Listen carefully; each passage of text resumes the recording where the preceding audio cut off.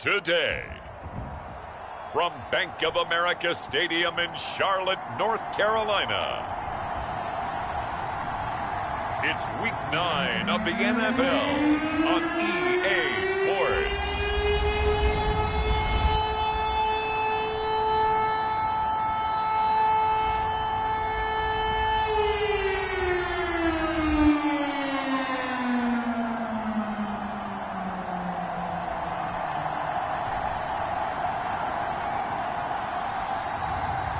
It's the Carolina Panthers taking on the New Orleans Saints. EA Sports coverage of the National Football League is in uptown Charlotte, North Carolina at Bank of America Stadium. Just a moment ago, the lights, the cameras, the action, all the pyrotechnics, everything was ablaze, everything was allowed here in Bank of America Stadium as Carolina emerged from their tunnel. And we are ready to go as the Panthers get set to match up with the New Orleans Saints.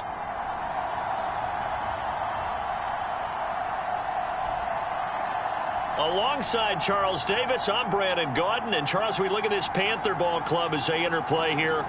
They coming off their very first loss of the year, suffered a week ago. Yeah, it will not be a perfect season, but I'm interested to see how they bounce back now that they know that chasing the 1972 Dolphins is out the window. The first 2 months of the regular season down. What will the final two bring us as we're off in Week 9?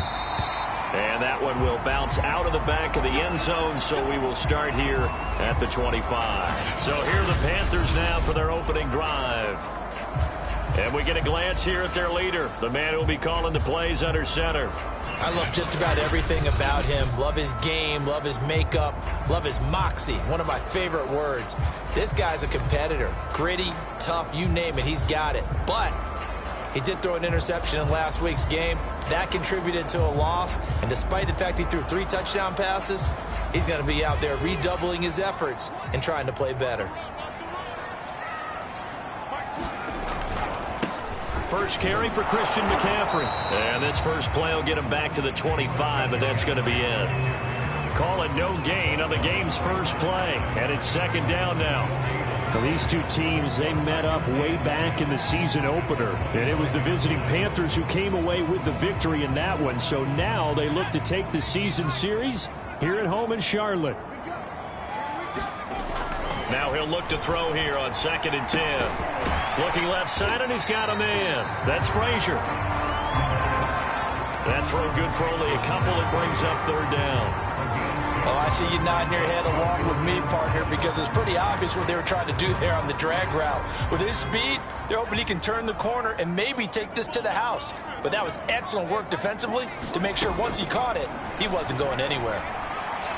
He's going to loft one deep over the middle. Into double coverage, and it's intercepted. Picked up by Marcus Williams. And the Saints are going to get the football here as they force the INT on the game's opening drive. So here come the Saints now for their first drive.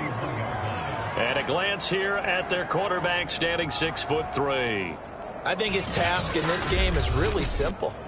Eliminate the turnovers. He threw 2 interceptions last week. I can't believe I led with that because he had 3 touchdown passes. Right. So there's a lot of good that he did. But he's got to take care of the ball better. The ball has to go to guys wearing the jerseys that they're wearing this week, not the opposition. The first carry now. This is Alvin Kamara. And he is going to be stopped cold behind the line of scrimmage. Officially, it's a 1-yard loss. That's going to bring up 2nd and 11. This defense is a difficult one to prepare for, one of the best in the league. They'll come at you from all angles, and they did a nice job there stopping him for a loss.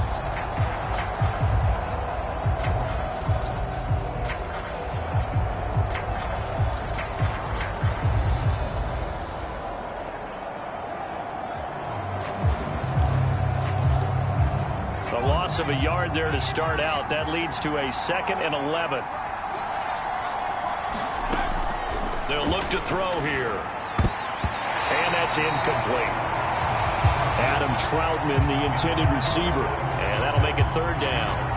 Receiver coaches preach to their guys all the time. Separation, that's what's going to make the play successful. That time there was very little, and I think they were actually fortunate that it was only knocked away and not intercepted. An incomplete pass on that last play, and that means they'll need to come up with something here on third down. Back to throw. Open man is the tight end Troutman. And he is going to have a Saints first down as they're able to get the third down conversion. After getting that turnover on the first drive of the game, you'd hate to just stall out the momentum, go 3 and out. They're able to avoid that there. Yeah, we talk about complementary football all the time, but I think it's a little bit deeper than that. Defense went out, forced a turnover, gave the ball to the offense. It's now the offense's responsibility to pay that off for them, to show respect to them. Hey, you guys got a turnover? We appreciate it. They want to continue their drive. It's a 7-yard carry to set them up with a 2nd and 3. Now, look, that wasn't a huge gain, but those are the types of carries I think they were missing in their loss last week. They couldn't get him going on the ground. Did you get the same feeling I did during our meetings, that they kind of regretted that he didn't touch the ball? Absolutely. You know, hey, he should have touched it more last week. They weren't going to make that same mistake, and they've taken care of that early. I respect both sides on that play, CD. For him to be able to hold on to that football and the impressive tackle, wow. Did you notice the look between the two of them as they came off the ground? That look did say the word respect. Now a first down carry. It's Kamara. He'll be dropped at the 25 after a gain of 6. A quick burst there, and he nicely bit off a pretty decent gain.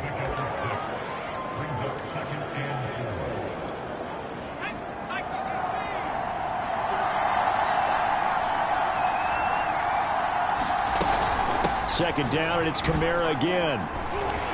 And he'll be brought down at the 21, just shy of the 20 in the red zone. These two teams, they met in Charlotte earlier in the year with the Panthers coming out on top. So a win here in Charlotte would give them the season sweep.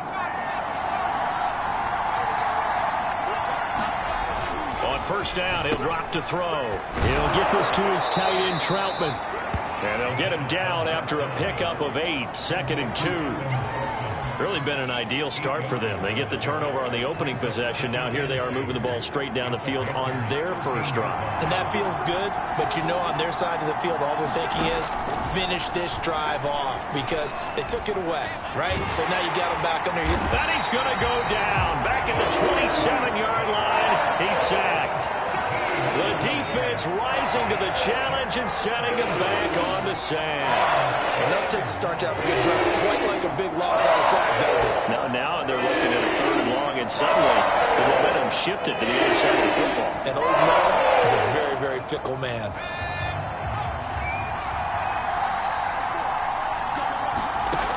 Out of the gun now on 3rd down.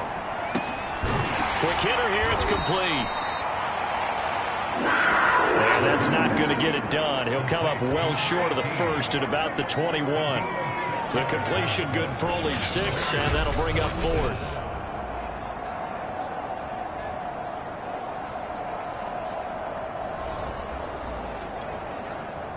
Out now is the field goal unit for New Orleans. On the left hash mark, this a 38-yard attempt. And Lutz puts this one through. And the Saints are going to take a 3-0 lead.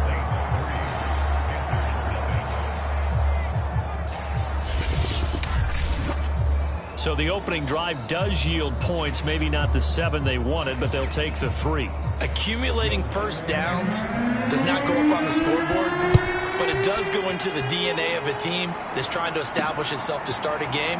That has to feel pretty good for them. They'll take the 3. Yeah, they had 3 first downs and 3 points.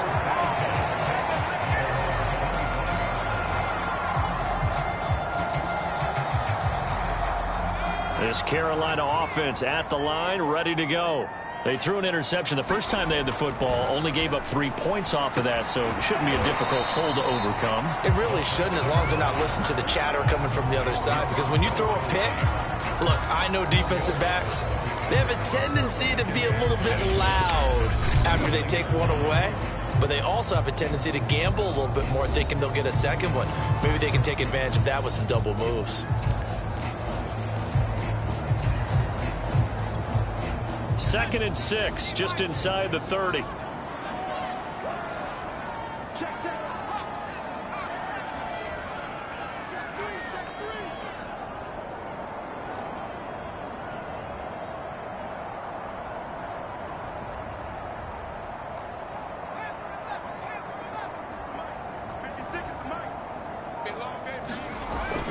Now back to throw. That's complete to the fullback, Ricard. And he gets this up across the 35 before he's out of bounds. A gain of 4 last play. They double that here and get 8. Good, sure hands there from a guy not accustomed to catching a whole lot of passes. But how about the way he was able to pull that one in and pick up good yardage? So here's a 1st and 10 at the 38. This is McCaffrey on the give. And he'll muscle his way up to the 43 for a pickup of right around 5. That's a really nice, tough run inside, and they gained 5 yards on it. And to be frank about it, most offenses don't expect to get 5 yards on a play call like that. So when they do, they go back to their huddle with a little pep in their steps. They're starting to think that they're starting to dominate the line of scrimmage. Oh, it's time to give a little credit there to the defense. They played that very well because it was a drag route, and he ran a little shallower than normal as he worked straight across the field. He was hoping he'd get lost behind the defensive line, but once he made the catch, nowhere to turn upfield and gain any yardage. They'll try and pick it up with McCaffrey. He will have the 1st down as he's brought down up near midfield. That's about what you would expect since they're so efficient on picking up 3rd downs in the top 5 in the NFL. It's all a mindset, and I'm guarantee you, they started in the offseason. 3rd down's important to them. They find a way to pick them up at a very good clip. Well, they'll run it here on the jet sweep. And he's going to take this across the 50 and into Saints territory. It's a pickup of 4, and it'll bring up 2nd down. Let's just make this one succinct. Nice job there. All 11 guys on defense diagnosing the jet sweep and putting it down. The play-action fake. They'll look to throw. Steps away. Oh, the ball comes out on the hit, but they'll say it's incomplete. Defensively, Charles, they continue to really limit this offense as far as yardage goes. Yeah, you're exactly right. They've been assignment sound, staying in their lanes, keeping proper leverage, and communicating well, too. 7th play of the drive upcoming here on 3rd and 6. Looking to throw. Short throw hauled in by Trimble. And he is going to have a Panthers 1st down by about a yard as they find a way to convert there on 3rd down and 5. That was a route run not just with dexterity, but with intelligence. Found the hole in the zone, made sure the quarterback saw him, and was able to make the sure catch and flip the down marker back to 1.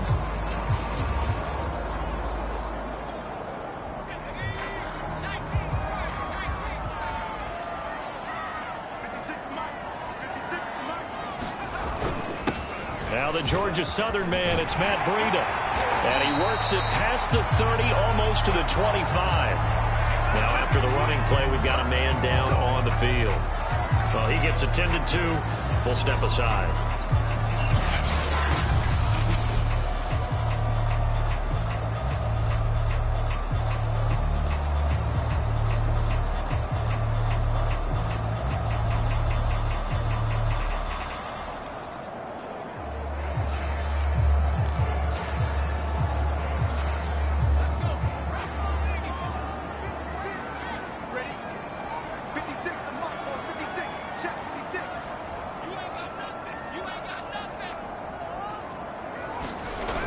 They'll look to throw now on 1st down. They'll roll him out right. And it's incomplete. Took a shot, couldn't connect. They've given up a few 1st downs on this drive, but getting the incompletion there, that should give them something to build on and maybe turn the tide.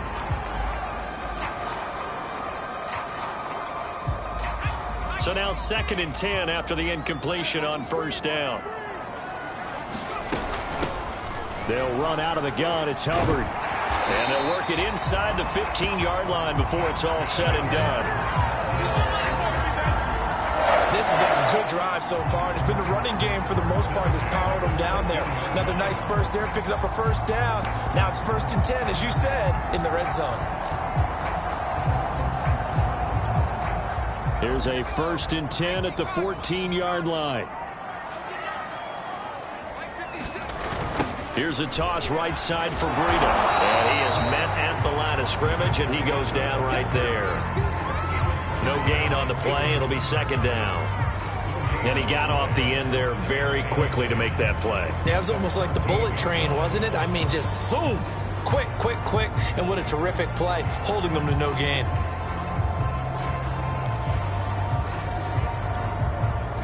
Second quarter, 2 minutes remain. 3-0 our score.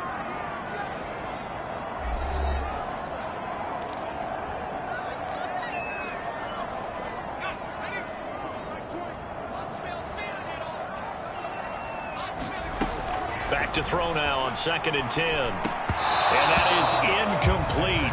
A lot of force bearing down on him there. He could not hang on. It's 3rd down. In the red zone, precision is the watchword. If the throw's a little too early, too late, maybe off a little bit, going to be a good chance that any attempt is going to be a contested one, and that one falls incomplete. Being chased out left. Toward the back corner of the end zone, but he could not get the feet down. This will wind up incomplete. Well, he certainly did a nice job improvising there, extending the play, hoping someone would come open downfield, but they never did. And Godot's kick is right through. And that will tie us at 3-3.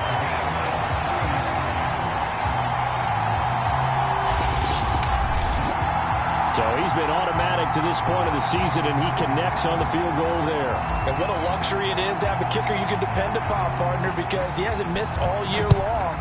Converts on that one as well. And kudos to you. You didn't jinx him. Here comes Harris out of the end zone.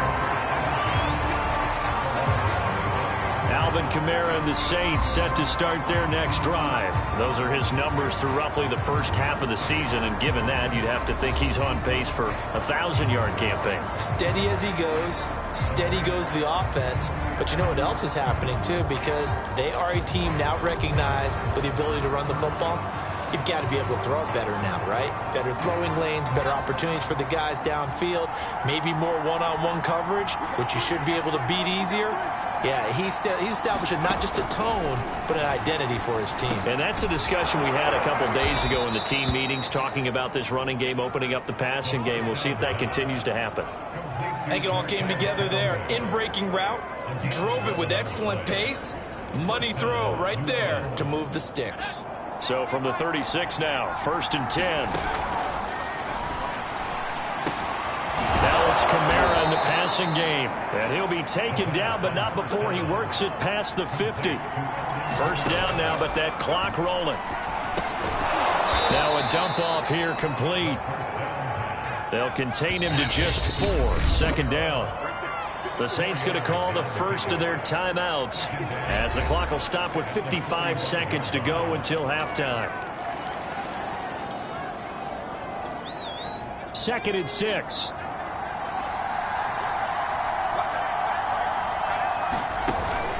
On play action, they'll throw. He's going to go for a big play downfield. And that will be incomplete. Trying to dial up the long one way out there, but it'll be 3rd down. And Marquez Callaway, the one he was looking for. And it'll bring up 3rd down. And he's got his man in stride, complete. Now we'll get a quick timeout called by New Orleans, number 2, as the clock will stop with 45 seconds to go in the first half.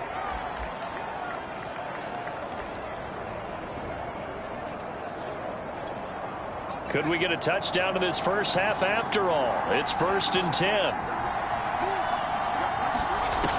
They'll look to throw again.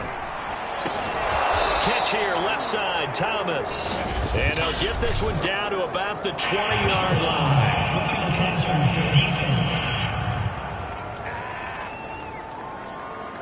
So they will accept the penalty and move forward.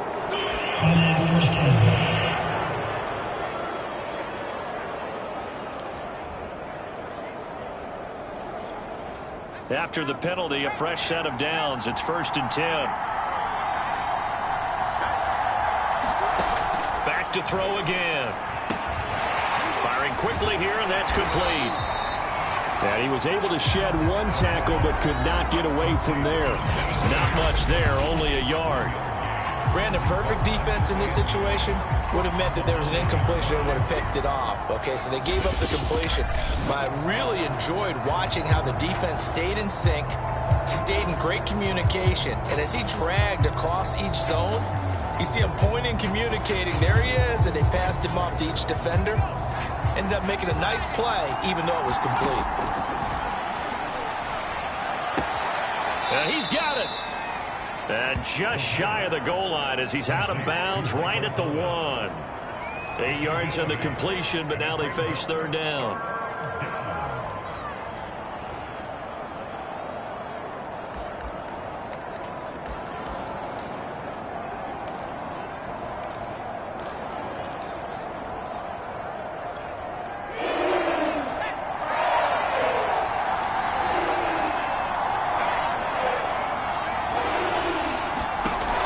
They'll stick with the passing game as he looks to throw. And down he goes. Pressure gets him back at the 14. Now the Saints will use their third and final timeout as they'll stop it with 13 seconds to play in half number 1. Now the Panthers going to use the first of their timeouts as they'll stop it with 13 seconds to play in half number 1. So out comes a field goal team now for the second time here today. The kick by Lutz is good. And they will take the lead here in this battle of field goals at 6-3.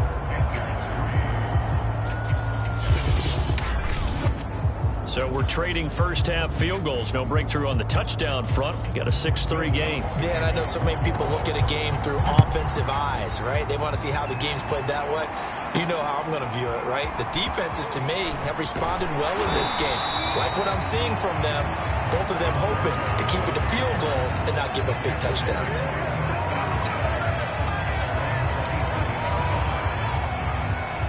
The Panthers out there and ready to begin their next drive. And only 6 seconds on the clock, so time likely for just one play.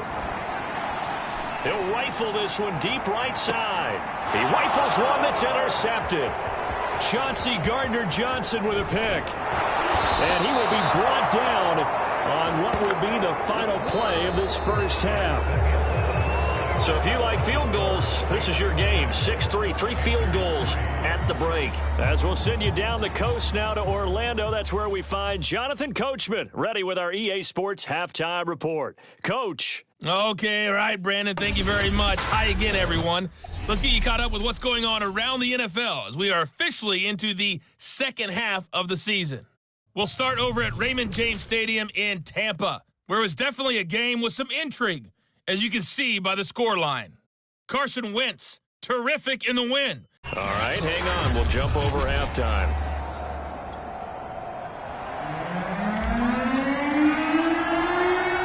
Set now to go for the third quarter. The Saints have the lead and set to receive the kick. Well, certainly not what they wanted out of the locker room here as they'll start defensively at the 40-yard line. And that drives coaches insane, doesn't it? When they see that happen, it just doesn't feel right, does it? Plus, you're giving up yardage.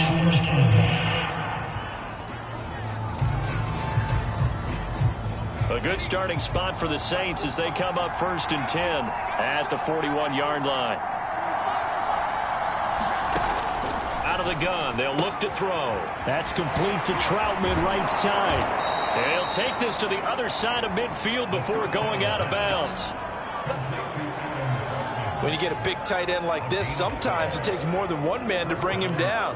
Oftentimes, your best bet, just jump on and hold on and wait for your teammates to arrive to help get him on the ground.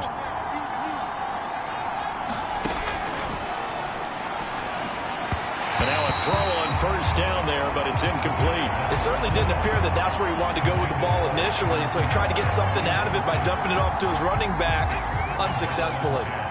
An incomplete pass on first down. That leads to a 2nd and 10. From the shotgun, he'll look to throw. And he comes back with one complete. And they're going to have another first down as the tackle's made at the Panthers' 36. But whenever you call and run the hitch route, a lot of times that ball's got to be in the air before the receiver even turns around. That's the result of throwing it so many times in practice. It's really a timing route. Make sure that ball's out of your hands, and oftentimes the receiver turns around, and there's the ball. Nice completion there.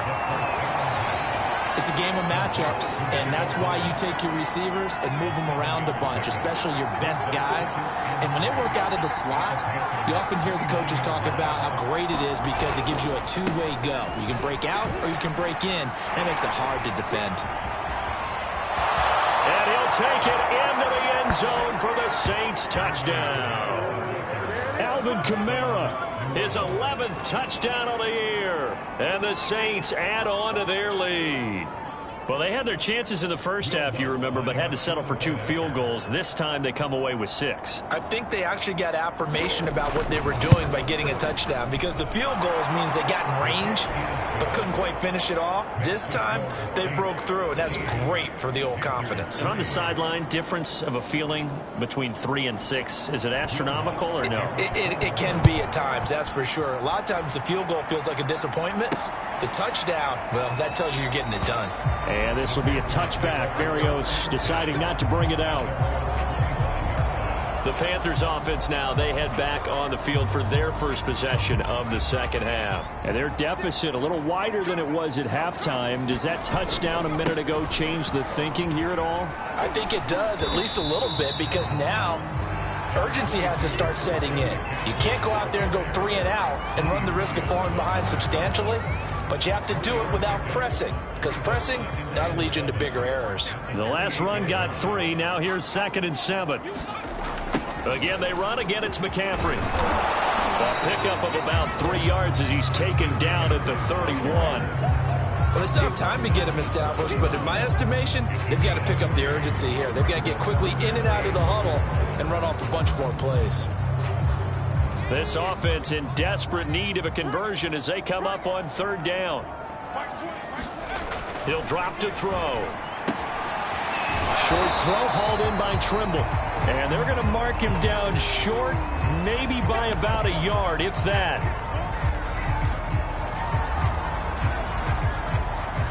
And how about this one now? In their own territory, a gutsy call.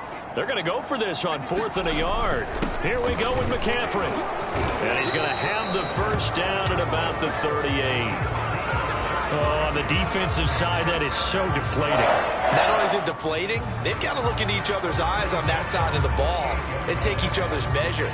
You've got them backed up, perfect situation, and what they said to you on the other side is, we don't think you can stop us. Went ahead and got it in that position.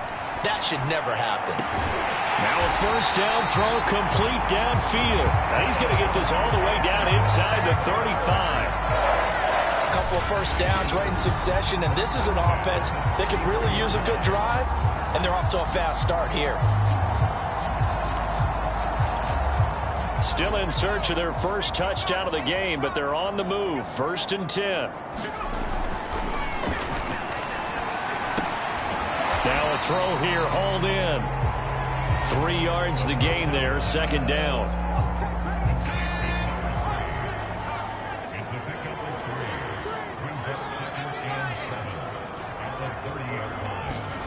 Here's a 2nd and 7. A hit as he throws there, incomplete. You get the sense that they're saying we're not playing up to what we're capable of, and we're deep enough into the game that the early jitters are long gone, that they should now have some sense of continuity and be able to make some of these plays that they have not been doing so far. Open man left side, it's the tight end Trimble. And he is going to have a Panthers first down as they're able to get the 3rd down conversion. When an offense reads blitz, doesn't matter where it's coming from, tight ends know that they become a big part of the passing game because they should be an easy outlet when all those extra bodies are trying to get to the quarterback. A hot route, so to speak. Now left side, a completion to his tight end. And they'll get this down to the 10. It's taken a while for this offense to get going. A little creaky at the start, but they're oiled up now. A nice throw there, and they're really putting together a good drive. So not quite a 1st and goal. It's 1st and 10 from the 10. They'll give it up to McCaffrey. And here he'll get it down to the 7. call it a gain of 4 on first, and that'll make it second down. Now, they struggled to get him rolling on the ground in the first half, and that's sort of continuing here in the third quarter. Yeah, but I don't think it's time to abandon the running game. I would say keep feeding the horse, and I believe he'll eventually reward them, especially as we get deeper in the game. On the handoff, this is Breida, and he's going to press this one forward as they stop it right around the 1. It's a pickup of 6, and that is going to do it for this third quarter. Decided to hand it off that time on the run-pass option. Appeared to be an easy decision. Just gave it inside. Nice, steady gain. The Panthers on third down. They've hit it 50%, 3 of 6 to this point. They need just a yard here. It's 3rd and 1. Here's McCaffrey, and he is in. Touchdown, Carolina. Christian McCaffrey hit touchdown number 8 on the year. And the Panthers have made it a one-score game again here in the 4th. So how about that for an answer? They get the touchdown there, and it's back to a one-score game here in the 4th. And that's what these guys have done all game long because they've scratched and slashed their way to stay in this game. And by now we should all realize they're not going away. Now the pressure again swings to their defense because they're going to need to find some way to get the ball back. Gano the extra point. And now things get a bit more interesting here in this fourth quarter. The kickoff team on the field now as they will send this one away. This fielded right at the goal line. And he'll take it up past the 25 to the 26-yard line.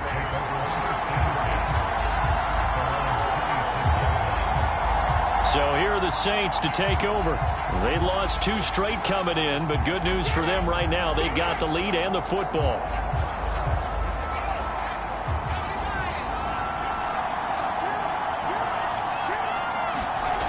They'll come out throwing here on first down. Pressure comes in. He's brought down. It's a Panther sack. There'll be a loss of 7 on the sack, and it brings up 2nd.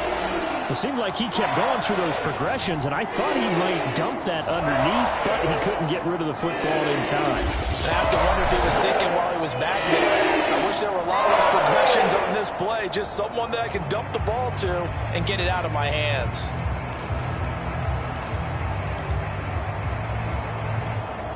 A hole to dig out of here. 2nd and 17. From the gun, it's a run for Kamara. And he goes nowhere. He'll lose yardage back at the 17. They lose 2 on that last play, so things get even tougher. 3rd and long coming up. And this is why the head coach gets paid the big bucks. Look at where they are in this situation, partner.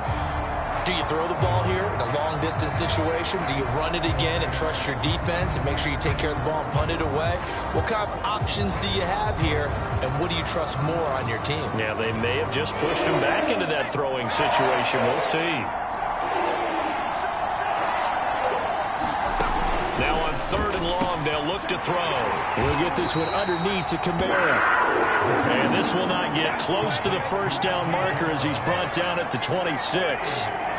A gain of 9, not enough, and it's 4th down. Here's Michael Pilardi now. And surprisingly, this is the first punt of the game for either team. And here comes Berrios. That'll be put in the books as a 53-yard punt. And out will come the offense as they take over. Here are the Panthers now as their offense comes back out onto the field. And you sense the tide turning. They scored, then their defense forced the punt, and now a chance to ultimately take the lead here late. A pass there over the middle to start things out. 7 yards to pick up there. I got the sense that the defense created a little momentum for them there, didn't they? Did their job, forced the punt. Now, nice start to the drive. Offense has to do their part. Yeah, they certainly do, but what a great start for them. They've got to go thank the guys on D. They'll run with McCaffrey.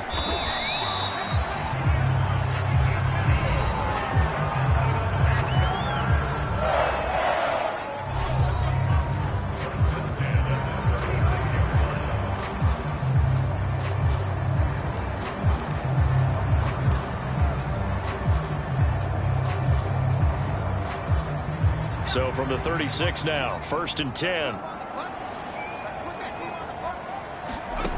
They'll drop to throw. Throw left side. McCaffrey's got it. McCaffrey with a first down and more. And he'll take this to the other side of midfield before going out of bounds. And here we are in the fourth quarter, partner, and watch them drive for what would be a go-ahead touchdown. And you and I both know this is where you need a quarterback who can keep his cool back there. Not just for himself, but to keep the rest of the team relaxed too.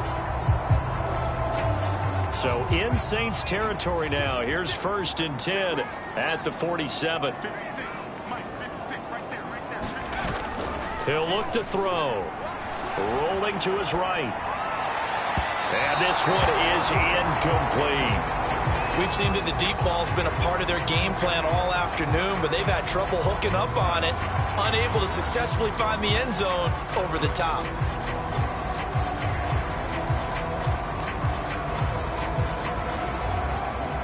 After the incomplete pass, here now is 2nd and 10.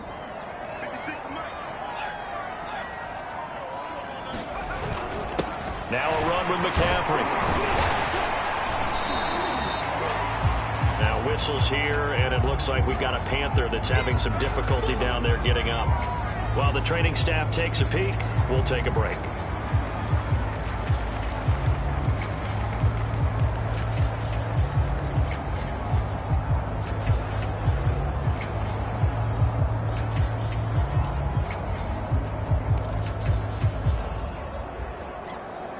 Big 3rd down, a field goal from this spot, 57 yards as they hope to move it a little closer. They'll set up a throw. Oh, he's got him in wide open, complete. And down to the 20 he'll go before heading out of bounds. I love the drive they're working on here because they know they can take the lead with a touchdown. And so far on this drive, so good. They've moved the ball down the field with very little resistance defensively, but they better be prepared for some adjustments to come their way now.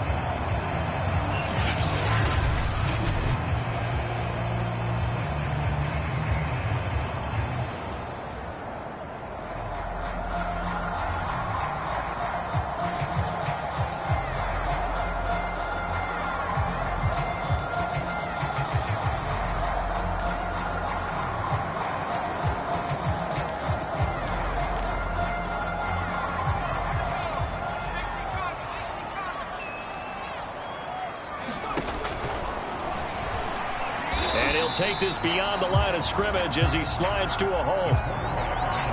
Give him 4 yards there on the first down keeper. Well, that call makes sense because they've been throwing it well on this drive, and once again they show passing formation, showing the shotgun. Then they ran out of it. That's a nice play by them defensively, though, to hold it to a short gain.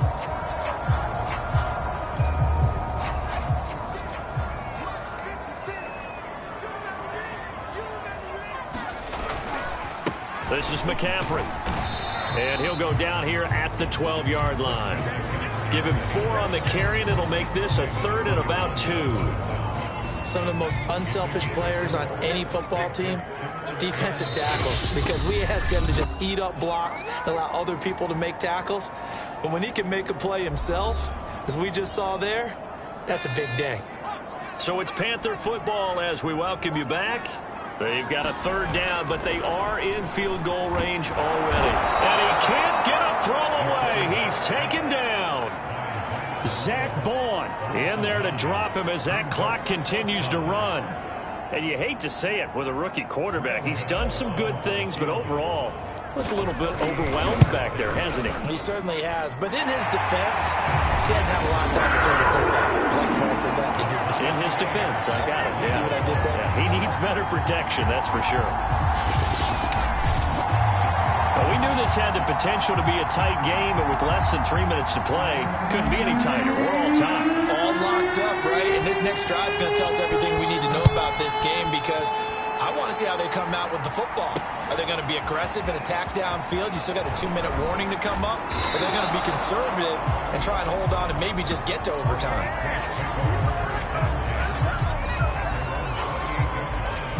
Back out onto the field now comes the New Orleans offense. They've got work to do, but they do still have a bit of time here. and they've got to feel comfortable with that, but they have all their play sequences called. If they get out of bounds, that allows them to huddle and call another play, but if they don't, it's hurry up to the line of scrimmage and either spike it and stop the clock or continue to move it downfield in order to try and get in range and win this game. See if they can do just that. First down now, but that clock rolling. It's complete. Kamara. And he'll be out of bounds after getting this one across the 40. 3 yards the gain there, second down.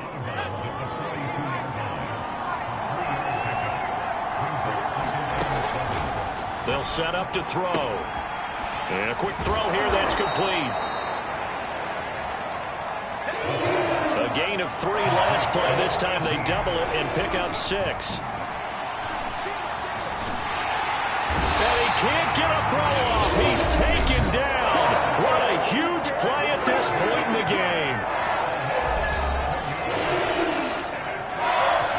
Here's Michael Pilardi now as he'll kick it away for the second time. And he gets this away, and look at this. This is a good one. And a little too much mustard on that one. It hits a couple yards into the end zone. A missed opportunity there maybe to pin them back. The Carolina offense about ready to go. They, of course, tie game, would like to avoid overtime if they could. And a lot of people would go ahead and play it safe here and get to overtime and try and win it there. But, you know, sitting up here in the booth, take some gambles. I say let's go for this thing, try and push it, and maybe catch the defense back on their heels a bit. See if they do that. He'll rifle this one deep right side. And got his man complete. And he makes it all the way down to the 31. The Panthers going to use the second of their timeouts as they stop it with 28 seconds to go in this football game.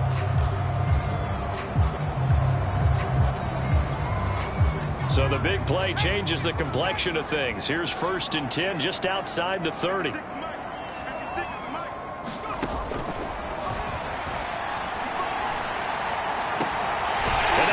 To Marshall on the crossing route. And he gets this one inside the 15, just a yard or 2 shy of the 10. Forced out to his left. And he can't quite get there. Tackled down at the 1. And we have free football. Overtime. Here we go, my friend. And the way this game played out, this is exactly how it should end. Going to overtime because neither one got an advantage today.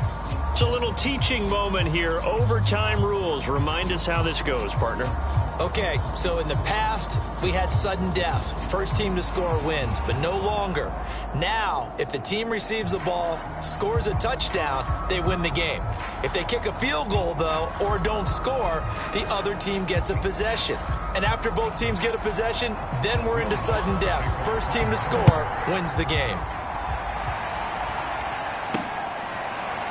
Braxton Berrios selected to bring it out. And they will play it safe here and bring this one out to the 25. The Panthers about ready to take over. They control their own destiny here. They have the football in overtime. Obviously, a touchdown would win it. And I think teams around the league are still adjusting to the idea of going downfield, scoring a touchdown wins the game because they were used to just going downfield and trying to get in field goal range to win a game. Still having to make that transition. Let's face it now, the ones who are doing it best know they need to go down, attack, put the ball in the end zone, and not leave it up to a field goal and give the other team a chance. Yeah, as we said, they control their own destiny now. Another run with McCaffrey on second down. And this is going to be a Panthers first down as he's got this up to the 40-yard line. That's a good, nice, crisp run for a first down. I wonder if the defense might have been loosened up a little bit, maybe anticipating a pass instead of the run that they got.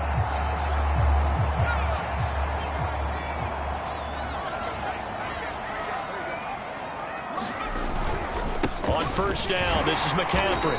And he sneaks his way forward only for a couple here. Second down. Good job there keeping him to a short gain. Of course, he's coming off a really terrific performance. Reigning NFC Defensive Player of the Week. And I know people get caught up in, well, if you're the reigning Defensive Player of the Week, you must have made a bunch of spectacular plays. I think you mixed in a few of those, but most of the plays are just like we saw there. Keep them to short gains, make the fundamental tackle. And it is incomplete. I had a defender running right with him, and now it's third down. Another nice job there defensively. They've really stymied their passing attempts, and it continues in overtime. And for them to do that, that means they've had to be cohesive on defense. Pressure in the quarterback's face. Good coverage of not just the wide receivers, but the tight end, the running backs when they try and slip out, and making sure they're at the point of attack. When the ball's in the air, they get there and help force. And he's into the end zone for a touchdown and a game winner in OT. Well, you never know what you're going to expect when you come to the stadium to call a game. Sometimes you get good ones, sometimes you get bad ones, sometimes you get great ones, and that's what we had here. What an exciting finish on that last big play.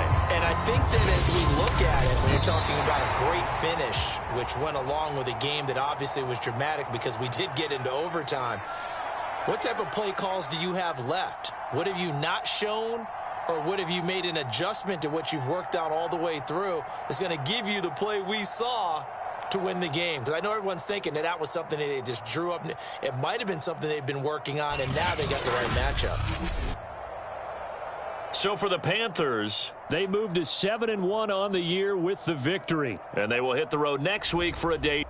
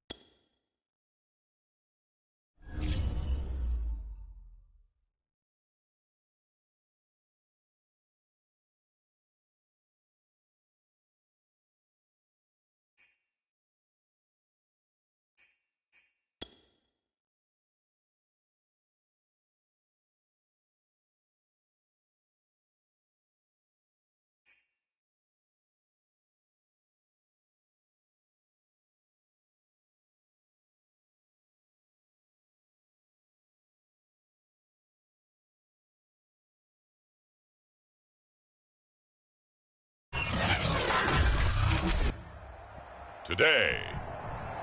From TIAA Bank Field in Jacksonville, Florida,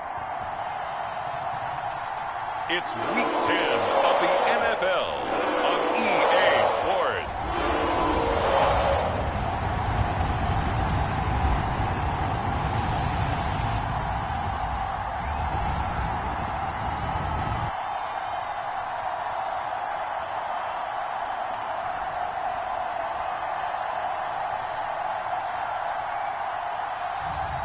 As we'll see Trevor Lawrence and the Jacksonville Jaguars versus Tom Brady and the Carolina Panthers.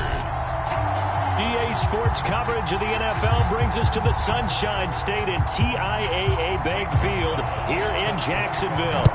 Today we hit Week 10, and we've got a good one in store between the Carolina Panthers and the Jacksonville Jaguars. And they'll get him down right around the 25, actually the 26 officially, so a net gain of 1 there.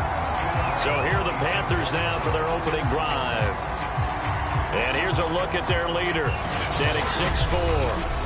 Well, we've all seen what Tom Brady can do on a football field for a couple of decades now. But how about his most impressive accomplishment? Moving to a different franchise and taking them to a Super Bowl title as well. Not many players can continually stiff-arm Father Time the way that he has. Only a couple there as he'll be brought down about the 28. The numbers for McCaffrey last week. 14 carries, 56 yards, and a touchdown. And, partner, I thought it was a lot of fun for us to be able to sit in on their film session with the offensive line. We saw how they blocked it up last week to pretty good success, and we see what their game plan is for this week. They expect that defensive front to be someone they can move. Now Brady on the bootleg, sliding out of the pocket. And that is incomplete. As soon as I saw him break contain and get outside, my first thought and my eyes gravitated downfield, because nowadays, most of these quarterbacks, when they do that, they want the big play downfield. They don't want to throw it short. In this case, he took the shot. It fell incomplete. Throwing is Brady on 3rd down. Buying time to his left. Now he'll let it go deep down the left sideline. It's incomplete. Took a shot, couldn't connect. An early message that this secondary is going to be tested, because even though it fell incomplete, it almost felt like a warning shot to get things going. So they're forced to punt on 4th as this one's away. And this drive will start in enemy territory as that gets out of bounds on this side of the 50. So here are the Jaguars in great field position already. They're led by the number 1 overall pick in the 2021 draft, Trevor Lawrence. The word is potential, potential, potential. Think about this guy from the time he was in high school, one of the top prospects going to college, coming out of college, mentioned as a generational type quarterback. He looks the part. Tall, big arm, surveys the field, and can take off and run when under duress. And his throw is incomplete. And I can see the officials kind of looking at each other down there, silently wondering, does this meet the level of grounding? Fortunately, he did have a receiver in the area, but I have seen less obvious throwaways called as penalties. To throw again on 2nd down, Lawrence. This ball tipped, and it's going to be incomplete.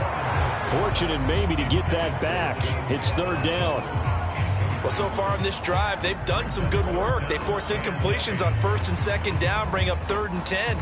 That brings up the big question. Do they bring pressure, or do they play coverage on this down?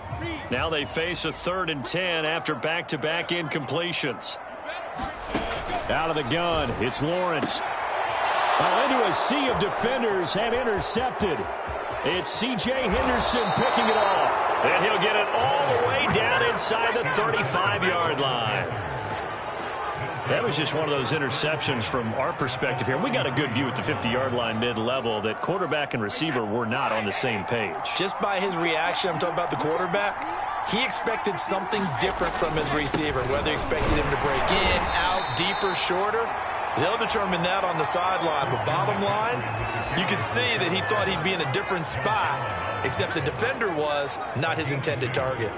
The last run got a couple. Here's 2nd and 8. Yeah, that wasn't a big run, just a short one there. But guess what? Sometimes you treat it like boxing. You throw that jab out there, and you throw it again, you throw it again, then you come with a big punch later. Maybe they're just trying to set them up. That catch good for 5. It's 3rd down. And I think this is a route we'll see more of as this game goes on, because with his speed, they want to get him the ball in space on drag routes just like this. They want him to get the ball and run after the catch.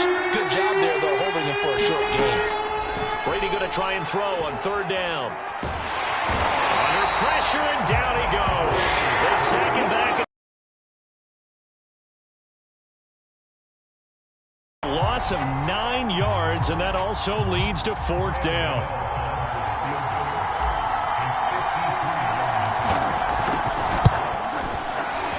Gano's kick is good, and the Panthers stake claim to a 3-0 lead.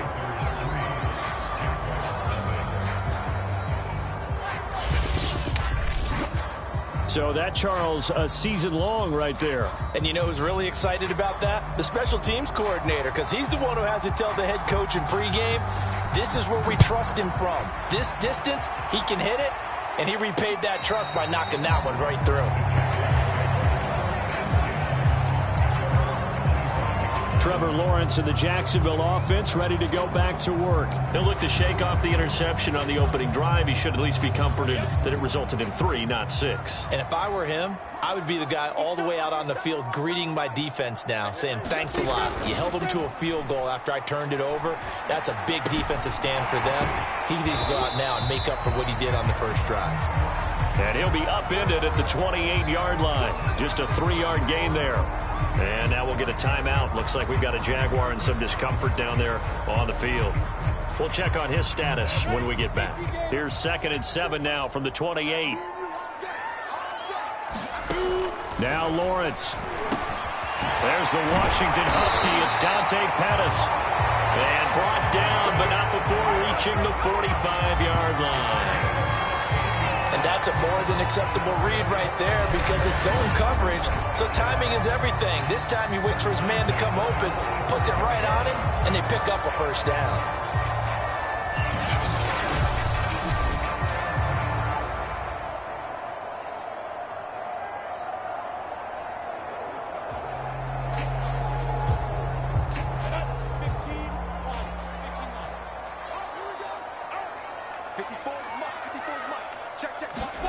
On 1st and 10, it's Lawrence.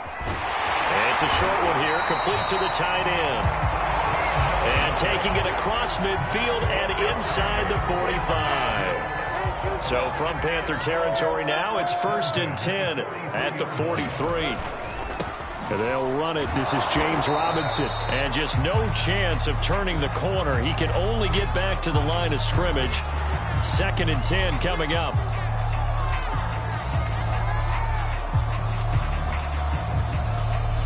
Officially nothing on that last run. They'll try again, 2nd and 10. Here's Lawrence. Throw complete to the tight end, Tunyon. And he's going to be down at the 35. Gain of 7. Well, this defense for the Panthers, they were very good last week in the win over New Orleans. I have to admit, I was extremely impressed by what I saw on tape, because they stayed in the face of the quarterback the entire game, ended up getting 4 sacks total, and made it difficult for him to step up and find receivers downfield. Also made it hard for him to escape the pocket and run. We've seen quite a bit of the short passing game here early on first quarter, haven't we? We have, and I think it works a couple of ways for this team, because, number one, you throw the short game until they stop it. And if they're not going to stop it, you keep throwing it, and occasionally you'll break a tackle and turn it into a bigger gain. Also, if they start to creep up, start to pressure receivers, now you go over the top, take it deep, and now you get some of those big shots downfield.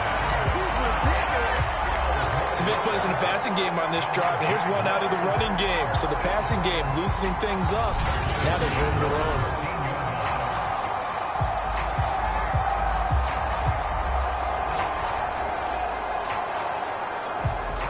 From the 13 now, they work on 1st and 10.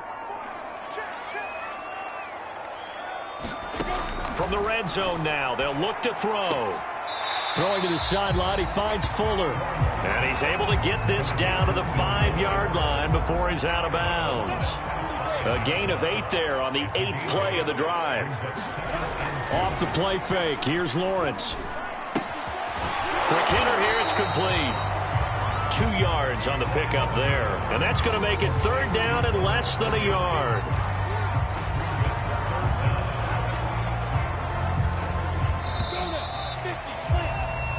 3-0 after 1 on EA Sports.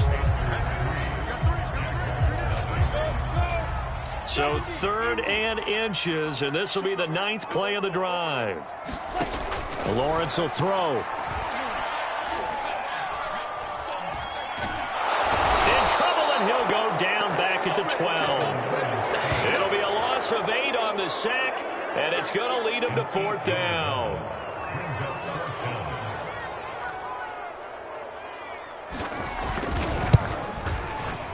Gonzalez's kick is good, and that will tie us at 3-3.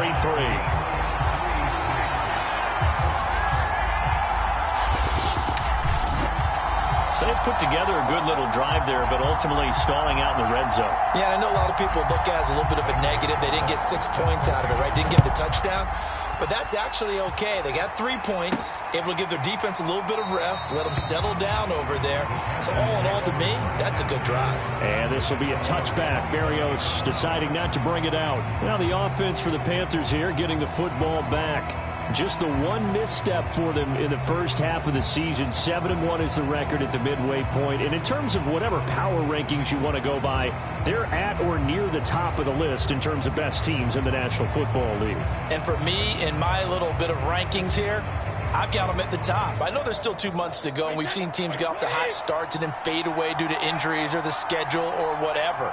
But unless there are a rash of injuries on this team, I'd be surprised if they aren't a 1st or a 2nd seed come playoff time. Brady's throw pulled in by Gronkowski. And from the 25, they work this to the 29, a gain of 4. Not a big window to throw. Coverage wasn't too bad there. Yeah, they had him under wraps pretty well, but somehow able to muscle his way open and catch the ball. From the 29, Brady for Marshall. That's complete. And he slips up past the 45 before being tackled. It's a nice completion, a little bit of run after catch as well to create the yardage that they got. But it is so tough to cover that route, the drag route, because they run it at varying speeds. Because the key is to create hesitancy on the defender's part. Always so empathetic for those DBs, aren't you? On the ground, McCaffrey. And he'll work this forward for about 3 at 2nd down. Well, that's just a pile of bodies there, and that's when you kind of find out who's a tough guy, right? Who can stand up and make a play. It was only a 3-yard run, but for both sides, they had to walk away from that feeling like, okay, I can stand up when the going gets tough in here. He'll be taken down at the 48 for a pickup of 2 yards. I know the scouting report on him is that he doesn't possess the eye discipline to be an elite linebacker, and what that means is his ability to read, react, and make a play. But on that one, he looked like one of those guys. From the gun on 3rd down, Brady. Dancing to his left. And that will be incomplete. Problems on 3rd down so far in this first half. Relatively small sample size, but they're now 0 for 3. And the average in the league, somewhere around 40% on 3rd down for offenses. So what's the answer to this? Either convert them or don't get to 3rd down in the first place. Get your big chunks of yards on 1st and 2nd down. And now out come the Jags. 5-3, their record at the halfway point. And you have to imagine that there are folks saying, hey, if we do that again in the second half, we're 10-6 and we're a playoff team. I do think, though, that they have a couple things working against them. And number one, the schedule, that's going to toughen up a bit because they've got some division games down the stretch, and those are always difficult. Number two, you know they've got to stay healthy. That's the key to getting to the playoffs and winning in the playoffs. But they've got a shot at it. This is a good football team. He'll get about 3 as he's taken down at the 23. Well, that's a good start to this drive on the defensive side of the ball. Foreseeing completion on 1st down. Then you're able to shut down the running play on 2nd. Yeah, I wouldn't be surprised now. A little bit of pressure going at the quarterback in the expected passing situation. On 3rd down, Lawrence. Now the pressure comes, and he goes down. Just inside the 10, back at the 9. Brian Burns drops him for a loss of 14 yards, and it also brings up 4th down. Cook now on to punt as he gets this one away. Here's Berrios. 1:57 to go in this first half on EA Sports.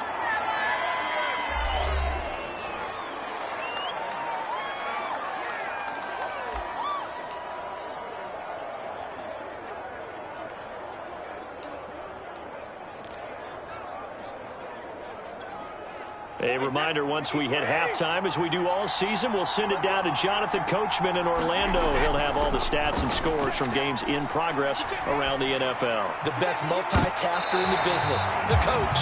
And that nearly a turnover, but it's incomplete. Oh, fortunate to retain possession there, and it's 2nd down.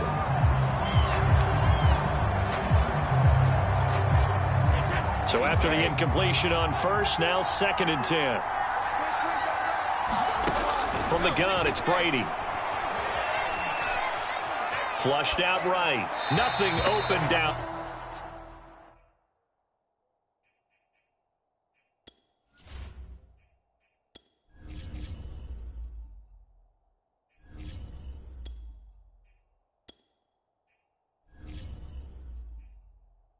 So he'll throw it away. They have to like what they've done defensively here at the outset of this drive. They forced a couple of incomplete passes, bring up a 3rd and 10. Don't be surprised to bring a little pressure on this snap. They had the incomplete pass on 2nd down. Now they need a big play here, 3rd and 10. And incomplete on the deep ball. From the snap, he certainly looked like he knew where he wanted to go with the ball, but surprise, that guy was covered. So that took his attention elsewhere to no avail. And on 4th down, on is the punt team sending this one away. And this one hits at the 1, continues on into the end zone for a touchback. Jaguars offense ready to set up shop here again. And, you know, it's certainly a lot of football left to play. We're not into December yet, but right now where we stand, they're in first place in their division, looking really good and looking to be a threat come January. And are you one of those early holiday shoppers, partner? Are you one of those guys get your list done? Because I think about what every team has on their holiday shopping list right now. What's the number 1 goal? Make the playoffs. Number 2, win your division. Biggest goal of all. Try to get the number 1 seed so you get that first-round bye. All right, rifles one, and that's going to be intercepted. Picked up by Foyesade Aluakin. And they will finally put it into the return, but not until he takes it back all the way inside the 10-yard line. They had him back deep, got the interception, and now they start inside the 10. Partner forgets starting inside the red zone. They're inside the green zone. From the 10-yard line in, a lot of teams call it that because that's the money zone. Get it into the end zone and make your cash. Toward the end zone, but that's going to wind up incomplete. Partner, this is almost an unwinnable spot for a defense. They have to come right out for a 1st and goal trying to stop them. But let me hold on a second. Let me take that back real quick. They can win here if they force a field goal try. Still a long ways away from that happening, but that has to be what they're thinking right now. He'll buy some time right. To the goal line, but it's incomplete. To this point, I've been impressed with the work defensively. They have not allowed a lot of receivers to run free. And there's another example, another incompletion. Now, they'd really like to make the short field pay off. We'll see if they can, but this is 3rd and goal. Now back to throw. Got a man, and he hits him in stride. The Jaguars going to go ahead and use their first timeout. So as they take it over, we step aside. So out comes the field goal team now for the 2nd time here today. From the left hash, should be a fairly easy one here. And Gano's kick is right through. And they will take the lead here in this battle of field goals at 6-3. They got the interception, but very little movement after, and that forces him to settle for 3. And it does feel like settling when that happens, doesn't it? It certainly does, but we got to give a lot of credit where it's due, and that's to the defense because they ran onto the field. That's what we call sudden change, right? Interception, you got to go put out the fire, and they did, holding them to a field goal. And beyond the 20, but not by much. In fact, just a yard pass there to the 21. Trevor Lawrence and the Jacksonville offense ready to go back to work. He and his team, they have had a rough go of it here in this first half. Maybe time for him to put his foot down here in the second quarter. Put his foot down and become a little more accurate throwing the football. He's already thrown 2 interceptions. He's trying to find a way to equal things out. And instead of it going to the opponents, get it to his own receivers and find the end zone. Yeah, you mentioned those 2 picks and no touchdown passes yet either. Coming up on 2nd and 7. Here's Lawrence to throw. Open man left side. It's the tight end, Tunyon. Now the Jags will use the second of their timeouts as they get the stoppage with a little over 50 seconds to go in the first half.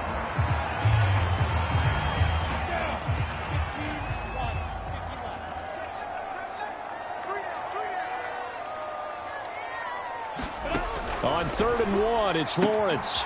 Open man is Pettis. It's complete. And he's got room. And he is out of bounds inside the 35. A big play there on the catch and run. So the big play changes the complexion of things. Here's 1st and 10 just outside the 30. Lawrence going to throw again. And a dump off here to Robinson. So the completion good for 6 yards. And it'll make it 2nd down. And they'll use him out of the backfield and sometimes quite a bit. They're just trying to get him touches any way they can. 4 catches a week ago. There's another one right there.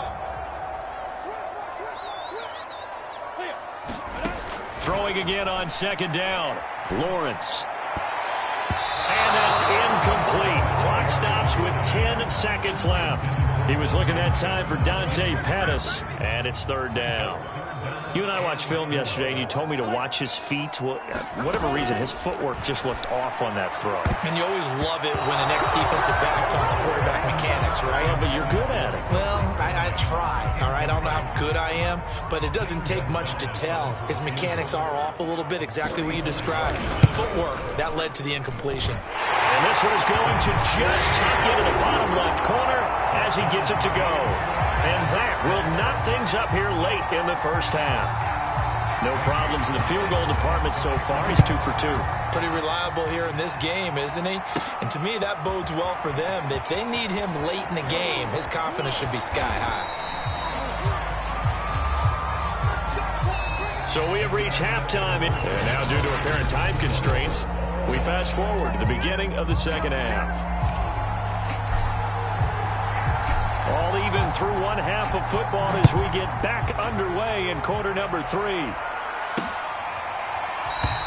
And we will not see a return to start the half as this will be a touchback. The Jaguars ready to get going to start quarter number 3.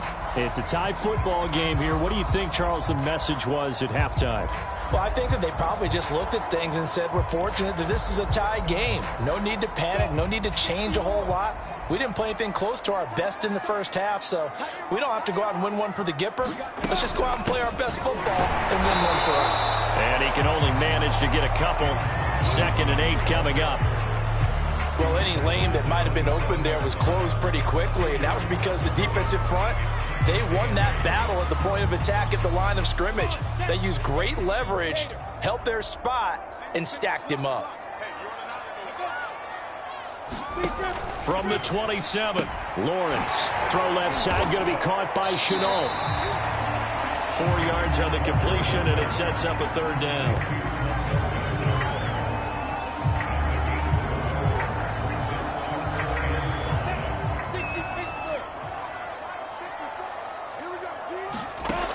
Looking to throw, Lawrence. And he'll be touched down here, but not before he does pick up the first. We always hear about the connections some quarterbacks have with certain receivers. I think this guy has a connection with just about everyone. Didn't mind throwing it in there against double coverage to him. Shows some confidence, supreme confidence. Big-time confidence that he would make the play for him, and he did. And he's dropped right at the 40. Gain of 3.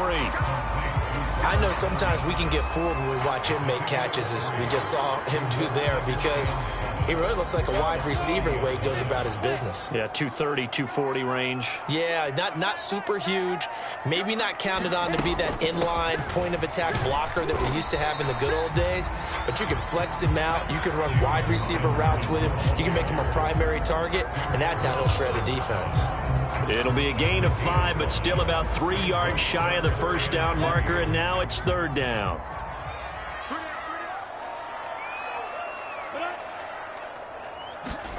A play fake for Robinson. Now Lawrence. This one complete to Tunyon underneath. And he is going to have a Jags first down. It's a gain of 6 that time on 3rd and 2. I know I spent a lot of time talking about how tight ends in a lot of cases now are pumped up wide receivers, but they're still big people. He used that frame right there to absorb a really big hit on him and held on to the ball.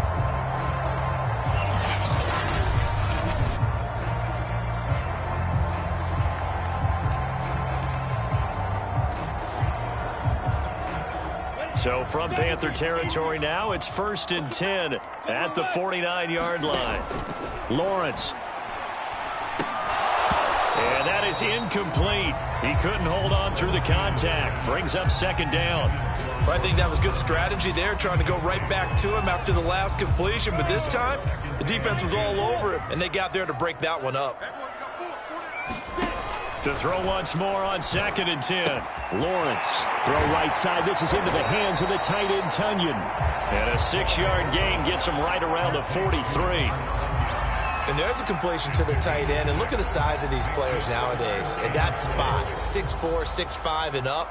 A lot of guys used to be basketball players, somehow came back to football. And that's really good for the game of football. You're getting better athleticism, great hand-eye coordination, guys who know how to control their bodies when they run their routes. Short completion, just 4 yards, and that's going to make it 4th down. How about that strategy there, Brandon? 3rd down. They just said, we've got faith in our tacklers. We'll give you the short stuff, and just decided to protect the sticks. So every time I hear fans telling me tackling's not a part of the game anymore, plays like that, I can clip and save and show them you have to tackle well if you want to be a good defense. They'll run for it with Robinson. And he's going to have the first down, yardage to the 35. Good spot on the field to go for it, kind of no man's land as they call it, and it worked out. Yeah, they call it no man's land because your punter is telling you it's too short. I'm just going to punt it into the end zone. Your field goal kicker might give you a little raised eyebrow, might be too far for the field goal, so it gives you a great chance to go for it. Personally, if you have those tendencies to be aggressive as a head coach, you kind of like this spot because it gives you the decision to go ahead and go for it when you want to anyway. Consecutive plays now where that offensive line has really created a lot of space. And we've seen the confidence rise, haven't we? It borders on arrogance now, and that's that good arrogance, believing you can run the football whenever you get good and ready. On 1st and 10, it's Etienne. And he'll work this forward for about 3 at 2nd down. Just not a whole lot of room to operate there on that carry. No, not at all. They did a really nice job staying in their proper places and not allowing any lanes to open up. On 2nd down now, it's Robinson. And he'll get this down only to the 18.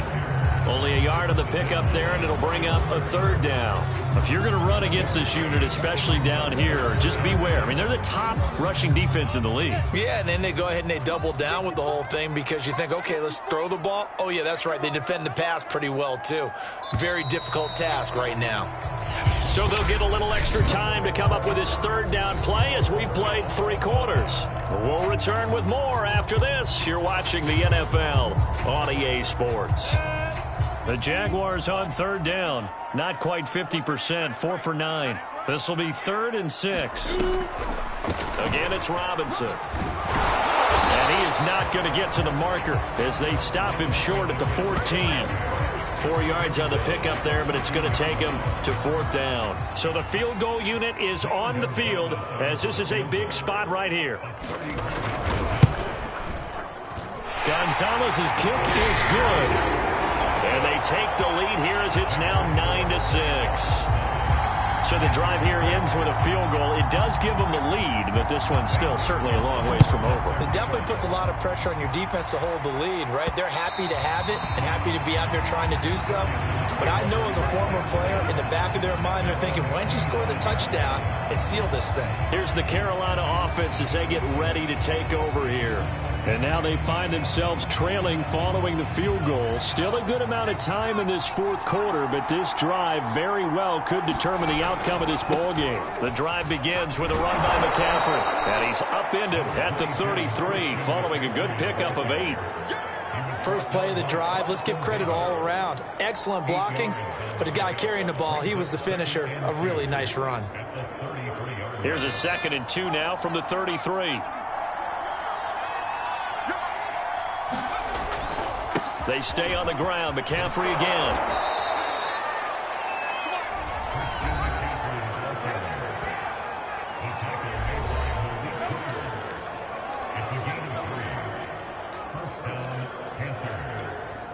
So from the 36 now, 1st and 10.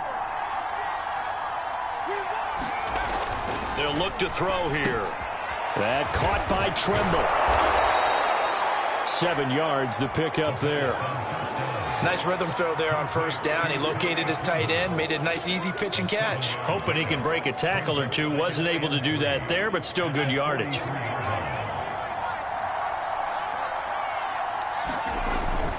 On 2nd down, McCaffrey. And some room to roam now. And he's going to be out of bounds, but not before he takes it inside the 40. 41 yards now on the ground on just 7 carries. We'll definitely see some open running lanes, and he's taking advantage of it right now, but that shouldn't be a surprise. Defense has the lead. They're playing for the pass first.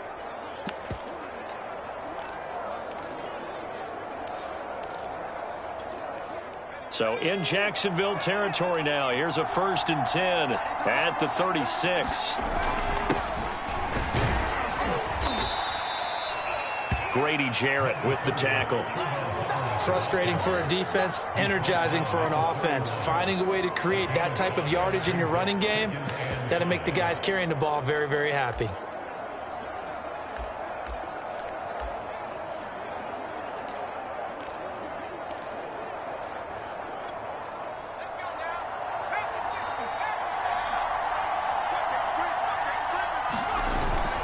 This is McCaffrey on the give. He winds up getting only a couple there, down to the 29. In order to play really good run defense when you're playing a 3-4, those 3 guys up front, the nose tackle and the guys they call the defensive ends, they're usually big, big people because they're going to have to eat up a lot of blockers because it's usually 5-on-3. And when they do their job well, guys who play on the inside, those inside linebackers, they're able to just roam and hit.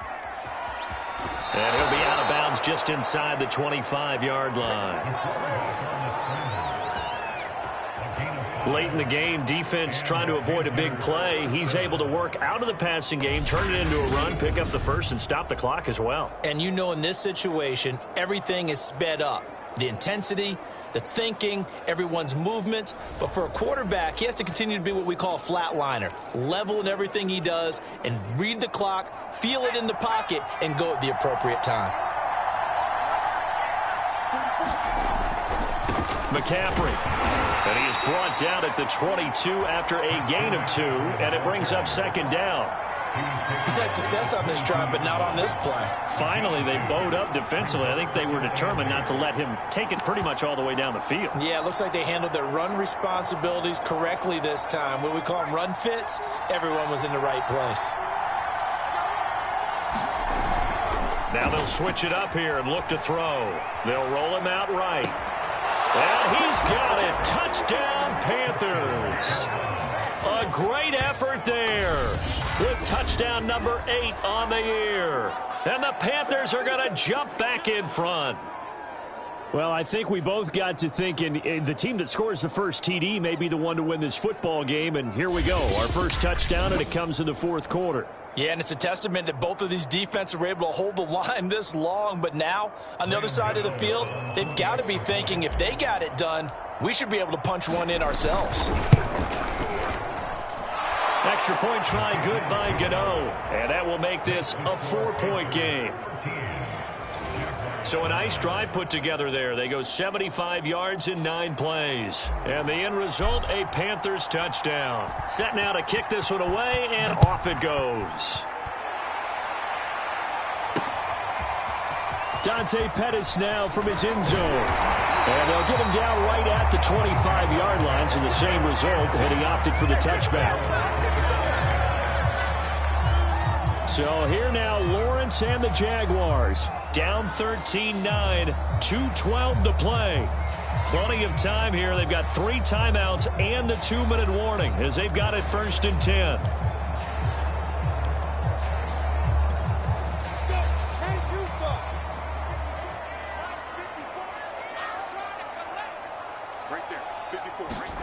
On 1st down, Lawrence. And it's a short one here, complete to his tight end. And he'll be upended at the 28-yard line. Just a 3-yard gain there. 4th quarter, down to the final 2 minutes. And we've got a 1-score game.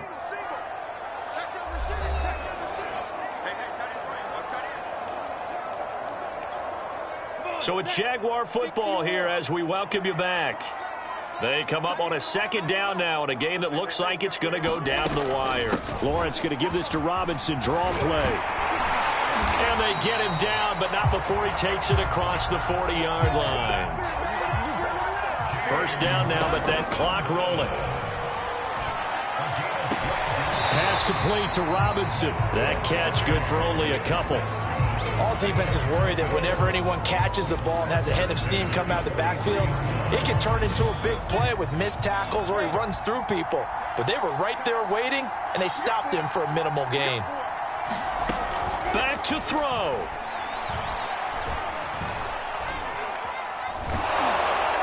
And that'll fall incomplete. He was hit just as he let that go. And now it's 3rd down.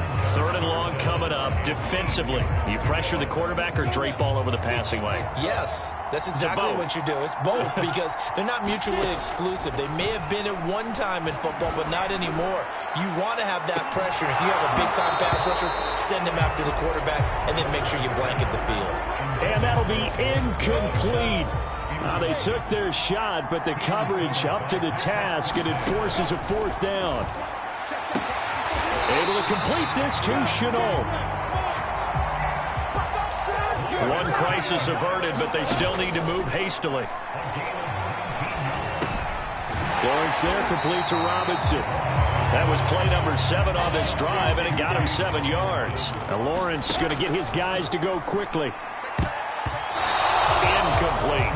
Robert Tonyan, the intended target, and it's 3rd and short. That was well played, but that was also an example of a corner who understands his coverage, realized he had support behind him, and could be a little more aggressive in the shorter zone, and did exactly that, knocking that pass away. Throwing the out route incomplete. That's full. And they're going to have another 1st down as the tackle's made at the Panthers' 14. Now the offense going to use the first of their timeouts as they'll stop it with 25 ticks remaining on the clock. Here's a 1st and 10 at the 14-yard line. Back to throw. He's got Tonyan complete over the middle. Now the Jags will use the 2nd of their timeouts as the clock will stop with 21 seconds to go in the football game. Only way to get the lead here, of course, with a touchdown, and that's what they're gunning for on 1st and goal. He'll look to throw to the end zone, but it's incomplete. You get into these 2-minute drill situations and you often got tired legs on the offensive line. But these defenders, they've been rotating in and out, and they're a little bit fresher and quicker. And the pressure there forced the incompletion.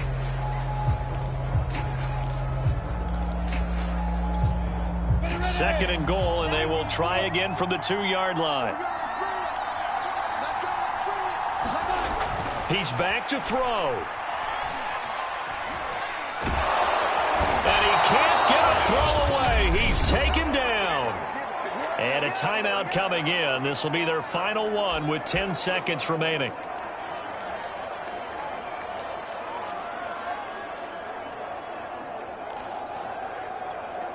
This defense has not surrendered a touchdown yet. You better believe they're determined not to here on 3rd and goal. They'll look to throw. He's going to drop this underneath for Robinson. And here he'll get it down to the 7. Well, Charles, exciting to the very end. That's what we just saw in this game. Final play there, had it in the red zone, but anytime you're outside of the 10, that's tough trying to draw up a final play to get in, and they couldn't do it. It certainly is. So what they were looking for was, extra time. Too bad it's not FIFA soccer, right, where you get a little bit of extra and you get a chance to run a couple more plays and maybe get closer and take that last shot into the end zone. So for Carolina, they're setting themselves up as a major contenders. They move to 8-1 now on the year. And they'll return home next week to take on the Green Bay Packers. Meanwhile, for the Jaguars, they'll lose an important one here as that drops them to 5-4 on the season. And they'll be at home next week for a date with the Tennessee Titans. And for Charles Davis and our entire crew, I'm Brandon Gaudin. You've been watching the NFL on EA Sports.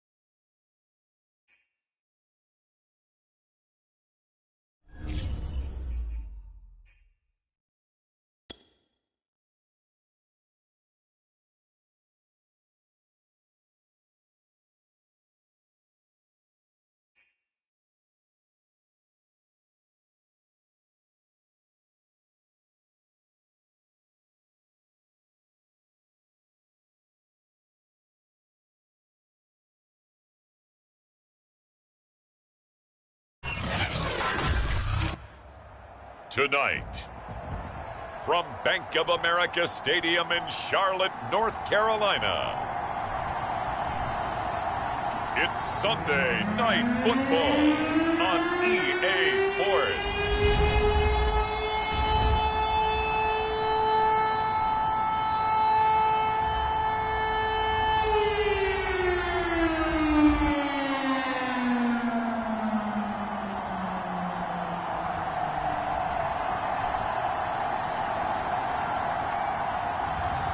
It's the Carolina Panthers taking on the Green Bay Packers. EA Sports coverage of the NFL takes us to the Carolinas and Bank of America Stadium here in Uptown Charlotte. Just a few moments ago, this building was shaking as the Carolina Panthers emerged from the tunnel here in Charlotte.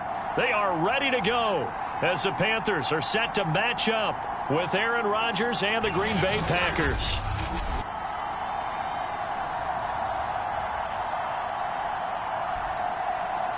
Alongside Charles Davis, I'm Brandon Gaudin. And Charles, we look at this Panther Ball club as they interplay here. They've been cooking these last couple months. Winners of 7 of their last 8 games. And if you extrapolate that out to a full season, they'd be 14-2. And anyone in the NFL today would sign up for that. Meanwhile, for the visiting Packers, they come into this one off a bit of a clunker last time out, a loss that ended their 5-game winning streak. The NFL season has hit high gear, and off we go in Week 11 on EA Sports.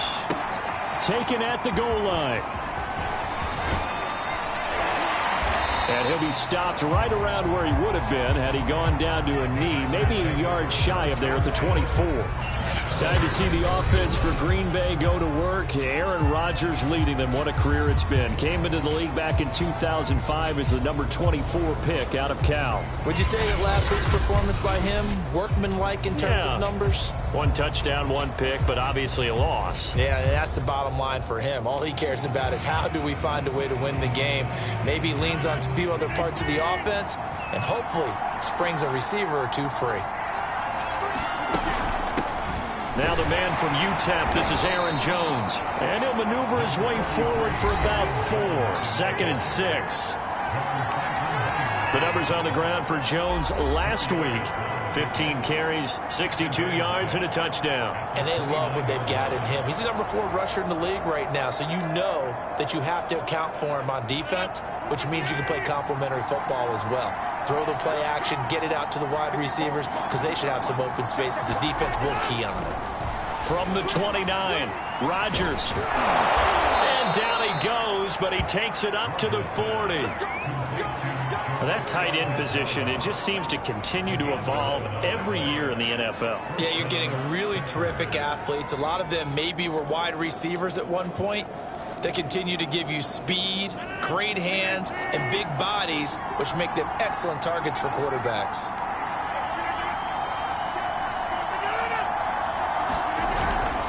Now a first down carry by Jones.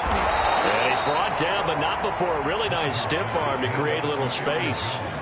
7 yards on the pickup there, and it'll leave him with a 2nd and 3.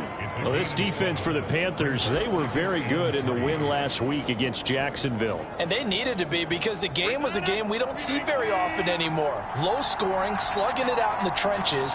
One play can make the difference type of the game, and each play took on more importance, and they got it done. There's a throw over the middle. It's taken in by his tight end. Many different ways to create space, but on that play, he did it with that big, wide body of his. Didn't get a whole lot of yardage on the play, but it did what it was supposed to. Pick up a first down. Throwing on first down is Rodgers. Throwing the out route incomplete. That's Powell. And he is out of bounds inside the 35. But when you hit him on the move like that, and he's able to get into open field with a full head of steam, oh, boy, it's going to be tough to get him down. Yeah, there was a big window. They're lucky they did get him down. So they'll come up 1st and 10 now from the 33. They go back to the ground with Jones. And he sneaks his way forward only for a couple here. 2nd down. Certainly a nice job there by the defense rallying to the football and getting him on the ground. But I think the play gets made by the defensive front. Because if they can't get upfield, Their job is to go ahead and get low, almost get into a ball sometimes, stack things up, and make it difficult for the runner to find a hole. On second down, it's Jones. And only able to get 2 here. Stopped at the 30.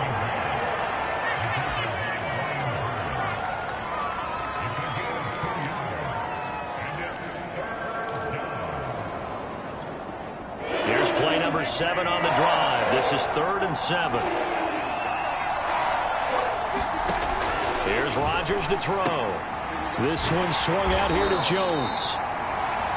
And they will rally and stop him short of the first down.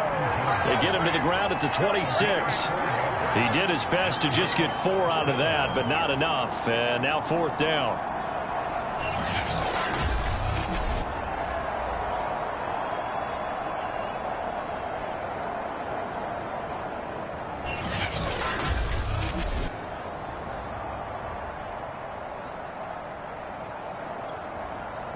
So now the Packers turn things over to the special teams crew. They're on for the field goal try.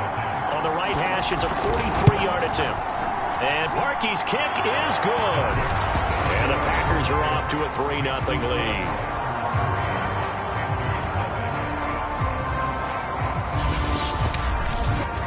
No touchdown there, but if that first drive is any indication, looks like they're going to have a pretty good day passing the football. I would say confidence would have to be pretty high after that first drive, able to throw it almost at will.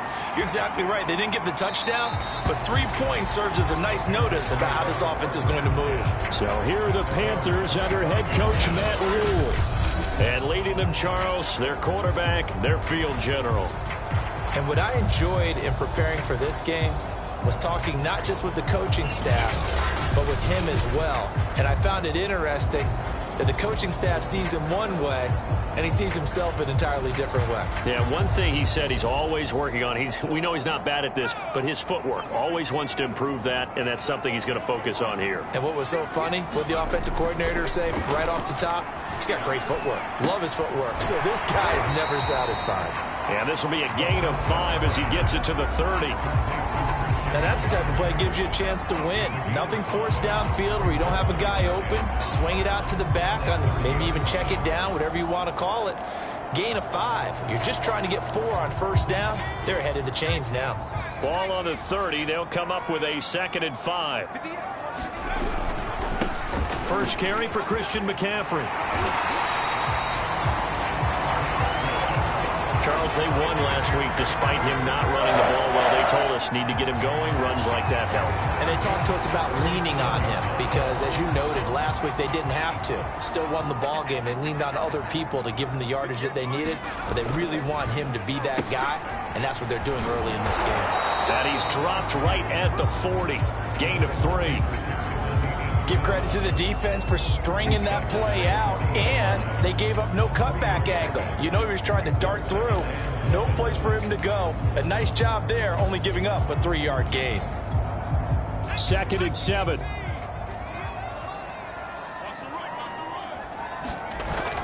Here's a play fake as they set up to throw. Rolling to his right. Now he's going to throw deep right side. And that's going to be incomplete.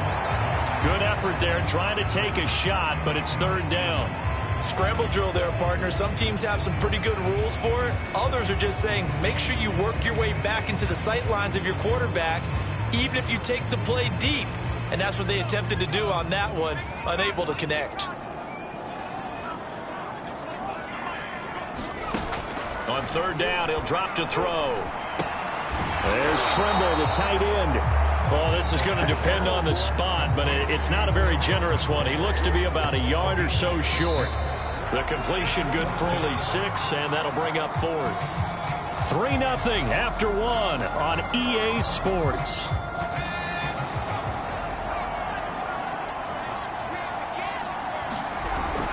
Here we go with McCaffrey. And he's got enough for the first across midfield to the 48. I love those plays. 4th and 1. That's who wants it more, this time the offense. Yeah, there's a lot of hooting and hollering in there, right? A lot of contact and a lot of collisions as they try and find some space. Who's going to drop their hips, gain leverage, and move the other side backwards? We saw it there for the offense getting it done. Here's McCaffrey. It's a room to maneuver. And he's going to get this one down to the edge of the red zone. 40 yards rushing for him now on just his first 3 carries. I can say this from experience, especially from a defensive back's perspective. There's not many things more terrifying than a toss sweep or a pitch play and all that beef out in front of the runner. Yeah, I had an old coach say 3 words on those plays, toss or pitch. Set the edge. Heard him over and over. A lot of times they roll the edge, and when they do that, that's why you can go for a long way. From the red zone now, they'll look to throw. Sliding out of the pocket. Toward the end zone, but that's going to wind up incomplete. Nice play there to force the incompletion, and to me, one thing's for sure. When you're the underdogs and you're playing on the road, you absolutely have to get takeaways. You've got to get the ball from them. Yeah, win that turnover battle, going to be key. They didn't get one there, but you get the feeling they keep making plays like that, they might just get a few. Yeah, once you get one, defensive teams think they come in bunches. And this may be a carbon copy as he'll again be stopped right at the line of scrimmage. Officially nothing on that one, no gain, so they're left with still 10 to go on 3rd down.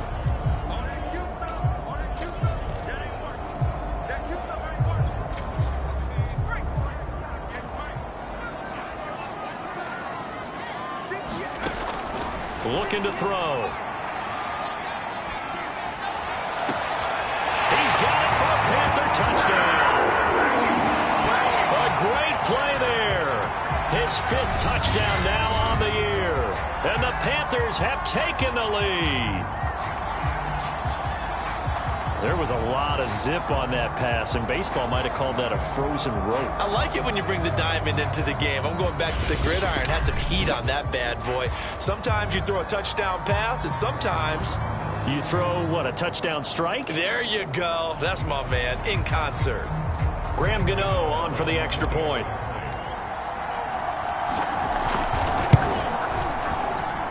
And this is up and good to make it 7-3. A 10-play drive that time. And Carolina scores to cap it off.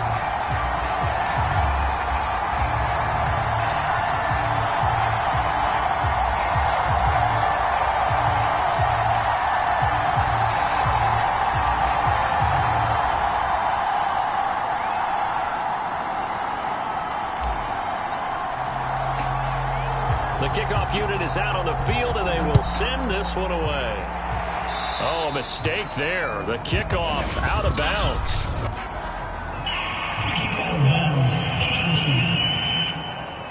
So that one will be accepted.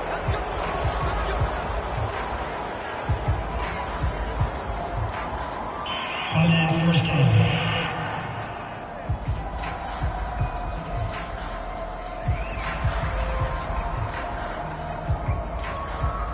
So good starting field position for him here as they come up 1st and 10 at the 40.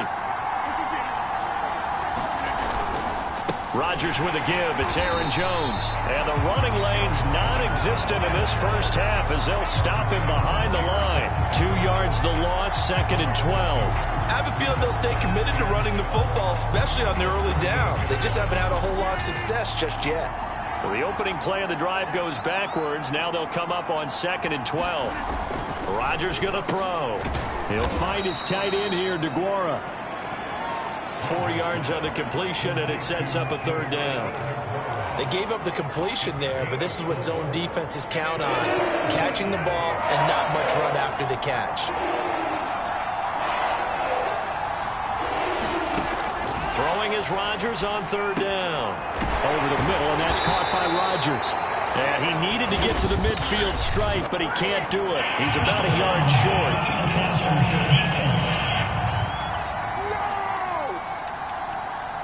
Oh, they stopped him shy of the marker, thought they were bringing up 4th down, and then that penalty. Let's face it, they thought they had bent, but could absorb that, right? Instead, they broke as a result of their own penalty. A bad time for a roughing penalty, and they get the gift of a 1st and 10. Shotgun now for Rodgers. Man open, that's Kiki QT complete. And they'll get 8 out of this before being stopped at the 28.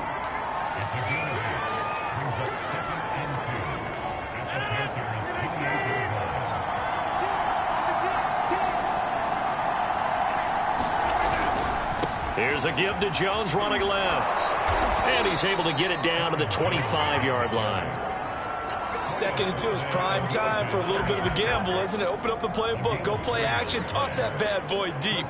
But in this situation, go ahead and give it to your back. Let him pick up a first down. Keep the sticks moving. And they'll keep on the ground with Jones. Runs through the contact. And he'll get maybe a couple before he's taken down, as that will take us to the 2-minute warning.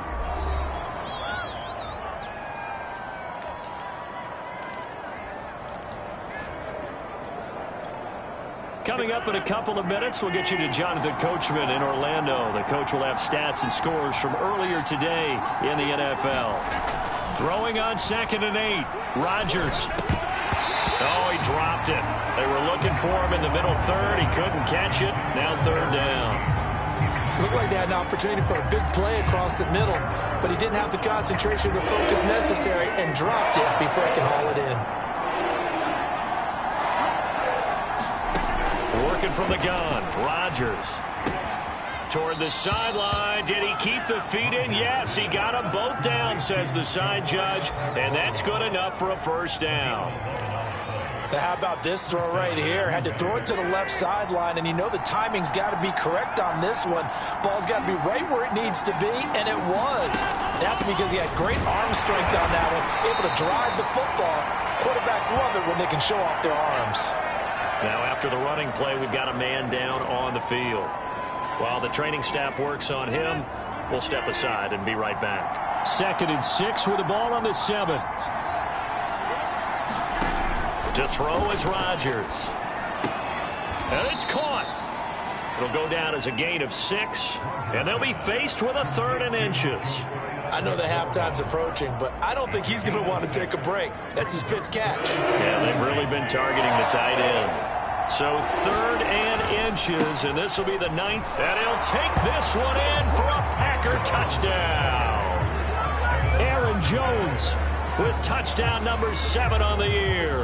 And once again, the Packers, they're back out in front. Harkey adds the extra point, and the lead is now 10-7.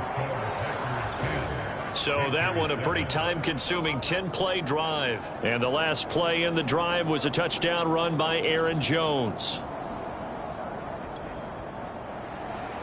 Now after the score, it's Parkey on to kick it away. This one fielded at the 5.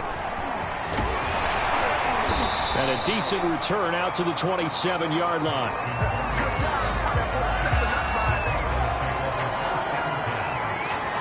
Christian McCaffrey and the Panthers about set to go on offense. He's been good. They've utilized him well, but they're losing here in the second quarter. What might they change offensively?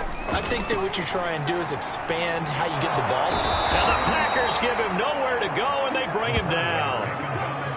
It'll be a loss of 7 on the sack, and it brings up 2nd. He was still looking through his progressions and going through his receiver options, and while he was doing that, the defense got to him quickly in the pocket. And it was a great example of zone coverage, well executed, well coordinated. All the receivers were covered, and he couldn't evade the rush back in the pocket. He'll rifle this one deep right side. Oh, that's into double coverage and intercepted. Picked off by Aaron Stokes. And they will finally get him as he's all the way down near the 40-yard line. So this is something we didn't see at all from this offense in the victory last week. That's a turnover. They didn't have any, but giving the ball away here in the opening quarter. I love the surprise in your voice because it's exactly what you stated. Didn't see it last week, but it was a key to their win. And it'll be a key to this game as well, protecting the football. Didn't get it done there.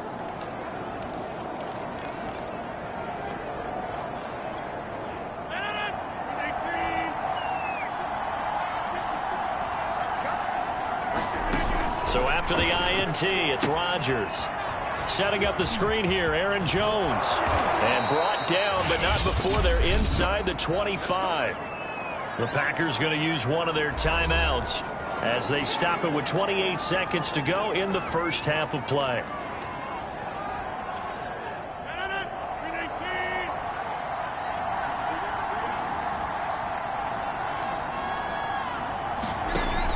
1st and 10. Here's Rodgers.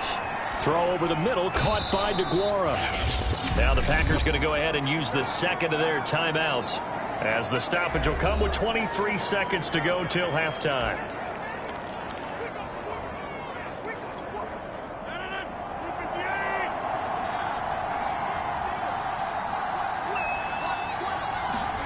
From the 22, Rodgers. He'll find DeGuara complete. And he takes it down to the 10-yard line.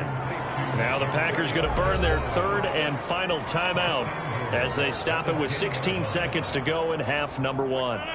So not quite a 1st and goal. It's 1st and 10 from the 10. And again, it's Rodgers. This is caught. Nifty running there, but it'll come on what should be the final play of half number 1. So we've come to halftime here with the visiting Packers out on top. As we'll get you down the coast to Orlando for Jonathan Coachman at our EA Sports Halftime Report. Coach. Okay, Brandon, thanks very much. Welcome in, everyone, to our EA Sports Halftime Report. Let's get you caught up on what's going on around the NFL. An abbreviated halftime show as we get rolling to quarter 3. The Panthers going to get the football first, trailing here as well as we resume play in this second half. Braxton Berrios selected to bring it out. And this will be a touchback. Berrios deciding not to bring it out. Out come the Panthers. They'll have it first on offense in the third quarter. A tale of two extremes already in this game. A touchdown pass on their opening drive followed by an interception last time out. Now, it sounds like things balance out, right? What's that mythological thing that we do? If you have a candy bar, have a diet soda with it, it balances it out. And we know that's not really true, right? Because the interception, that sting lingers a little bit longer. Got to come out now and put together some nice plays. Partner, he was going through his progressions. Not there, not there. After about the third one, he decided he better pull it down and run for it. And he slides down and avoids the hit for good measure. Meanwhile, the throw here is complete. And he'll be out of bounds after getting this one across the 40. When you see zone defense and you know you got a drag route on as your primary call, you got to be really careful as a passer about how far you let your guy go because he might wander into some tough coverage. On first down, this is McCaffrey. Stops shy of the 45 despite some powerful running. 2 yards on the pickup there. It'll be 2nd and 8. When we talk about defenders, specifically linebackers, keeping their eyes in the right spot. He had that eye down the entire time. And you know that's not easily done because they throw a lot of misdirection at you. They try and fool you and get your eyes in the wrong place. But you're right about that one. He correctly figured that one out and made a really nice play. And he'll be taken down, but not before he gets into enemy territory. As a rookie quarterback, that's exactly how you endear yourself to your teammates. Give it up for the cause. It's also how you end up on the training table, too. Yeah, it's a catch-22. Coach doesn't like it. Teammates love it. Where do you fall on it? Well, I fall on wanting to endear yourself to your teammates, but pick your spots. Be smart about it. They need you for the full season. Yeah, the rookie's going to learn as he goes. And he'll get this down only to about the 46. Eric Stokes in on the tackle. This is what happens sometimes when you abandon the running game. It's hard to get back to it because once guys get out of that mentality of firing out and hitting people, hard to get them started again occasionally. The run only got a yard. Here's 2nd and 9. Out of the gun, here's the give to Hubbard. And he's got this down to the 35. That's pretty much meat and potatoes right there, wasn't it? Just go right at them and let your big horse charge up the middle.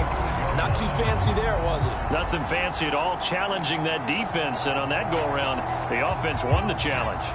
Ball up to the 35 now as they come up on 1st and 10. They'll look to throw. He'll buy some time right. And that is caught on the right sideline, but out of bounds, says the line judge. The throw took him a little too far. It's 2nd down. Well, defensively, they haven't let him just sit in the pocket and get comfortable, and that's opposite a lot of game plans in today's NFL. Ordinarily, you're trying to keep the quarterback hemmed in. In this case, They brought the heat, and if he flushes out, they're fine with that, and they force another incompletion. They'll give it up to McCaffrey.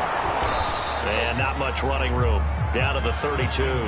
He'll get only 3 there, so it leaves him with a 3rd and 7 ahead. Pretty good little 2-play sequence there. You force the incompletion, then a very short pickup. Yeah, now maybe you bring in an extra defensive back or 2 because you want to try and defend on 3rd down. They like to play those nickel or sub packages, don't they? He'll look to throw. He'll rifle this one deep right side. And it's intercepted at the goal line. Picked off by Eric Stokes. And the Packers are going to take possession here at their own 6-yard line. So it was a drive that had real promise here to begin the 3rd quarter, but ultimately derailed by the INT. And that was the position you wanted to be in. Coming out to start this 3rd quarter, get a nice drive going, looking for the end zone. Possibly got a little bit too greedy right there. And he's up past the 10 to about the 12. Big Derek Brown making the stop. In the first half, he was held in check on the ground, but despite that lack of production, they still have the lead. And they've got to feel fortunate about that. If they could actually get production from their lead horse, that would help open up this offense and widen this margin, too. Now this one over the middle into the hands of his tight end, complete. 4 yards on the completion, and it sets up a 3rd down. Completion was given up, but that's why you play zone defense, so that you can have people around the ball when it's caught, and you don't give up much run after the catch.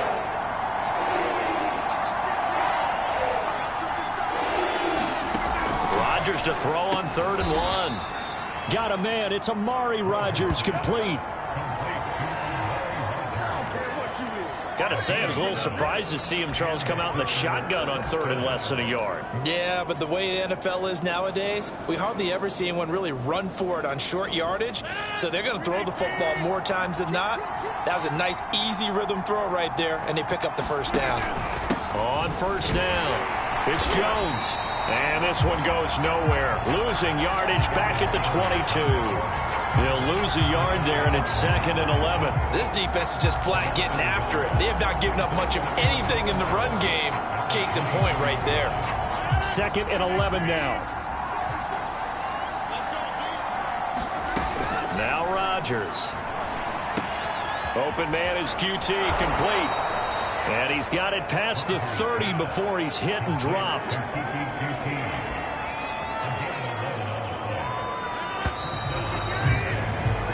1 quarter remains here on a Sunday night. We'll return with more after this break. You're watching the NFL on EA Sports. So they'll come up 1st and 10 now from the 33. They'll try the right side with Jones. And he'll work this forward for about 3 at 2nd down.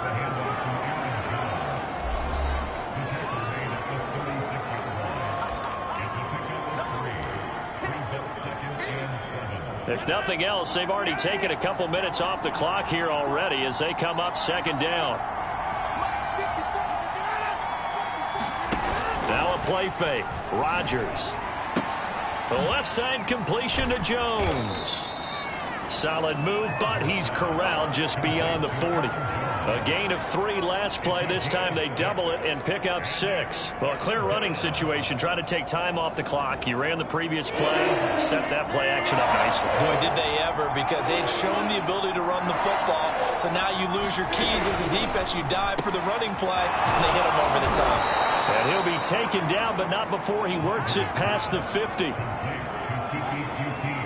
And he's top 5 in the league in terms of receiving yardage because of plays like that. What have you seen from him on film that you like so much? Well, I'll strip away everything else and get to what we call the moment of truth. When the ball's arriving and there's a defender there, he just comes down with the ball. He competes and takes it away.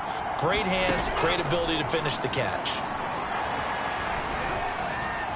Oh, no, he lost the football. And the Panthers have recovered. That takeaway, partner, right there, that's a combination of coaching, execution, and absolute belief. Because a lot of guys will look at the scoreboard and go, this thing's pretty well done. But they still thought to themselves, if we can make a play, we give our teammates a chance to win it. And that's exactly what they did. And he is out of bounds, but not before he's inside the 30. Looks to me, partner, like he's learned a little bit, because earlier in the game, I think he was trying to force a lot of throws into some windows that just weren't open. Yeah, the interceptions had plagued him, especially a second interception, really a bad throw. So maybe a better decision there. Yeah, no doubt about it. I think he learned from earlier in the game, and he's applying it now.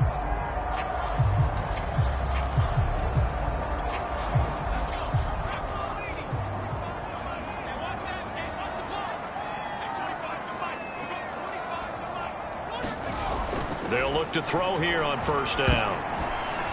And that is knocked away in the middle of the field and incomplete. Charles, I think back to your earlier statement about the visitors being the underdogs needing to win that turnover battle. And this defense, they forced 2 turnovers so far, a big reason why they lead this game. Yeah, and I know defenses always talk about getting turnovers in bunches, getting those takeaways. 2's not a bunch, but it's plenty in this game, exactly the formula they need. And I got to tell you, partner, I like it when you think back to something I said that actually comes true. It's actually right. It happens more often than you might think. That second down play call was not to pick up the first down. It was to accomplish what they did, to get them into a manageable third down, because they had incompletion on first down, so they were behind the sticks, so to speak. They need to make up some ground, and they did. And able to get him down, but he does reach the 5. This defense has certainly had an outstanding second half, haven't they? I know they just gave up a first down there, and for the offense, they're hoping that that's something they can jumpstart with and maybe start to move the ball a little bit better. But it's been tough sledding for them here the entire second half. Only way to get the lead here, of course, with a touchdown, and that's what they're gunning for on first and goal. They'll try to run with McCaffrey. It'll be a gain of 5 there as they move closer. It's second and goal. When we talk about being on schedule, I think they're on schedule after that run, getting it right down there on the doorstep. Maybe even a little bit ahead, because now the defense can't dictate with pressure. They're guessing about where you're going. And he will take it across for a Panthers touchdown. Christian McCaffrey, his 9th touchdown of the season. And the Panthers are once again going to retake the lead. Everybody in the stadium knew what they were going to do right there, CD. 3 tight ends on the field, all that extra bulk, and they run it in. And you saw where that one went, right? You run it over your best blocker. I can just see the head coach right now. I want to run this one over the big boy. And they got it done. Gano the extra point. And the lead is now 14-10. That time a 6-play drive. And the last play on the drive, the touchdown run from Christian McCaffrey. Out is the kickoff unit as they run up and send this one away. And they will not get a chance to return this one as it's through the end zone for a touchback. We get a look at the Carolina defense as they work their way into position. And big play last time they were out there. Looked like they might give up points. Instead, they got the fumble recovery, and it led to a touchdown. And on their side of the field, perfect time to get that done. But you're skeptical about it happening because it appeared that a pretty good drive was occurring. They were able to stop it and take the ball and put it in the other direction. Turnover, the defense's best friend. A takeaway, the defense's best friend. He finds his man, complete. It's man. And he's going to get a good gain of 9 here up to the 34. In so many ways, throwing the hitch route is actually one of the safer things an offense can do. Get the ball out to the receiver as fast as possible, hope he's got man-to-man coverage, and hope that his athleticism wins on the perimeter.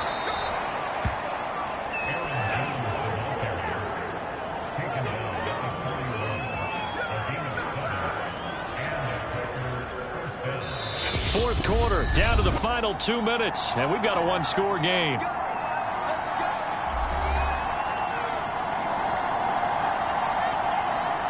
So it's Packer football here as we welcome you back.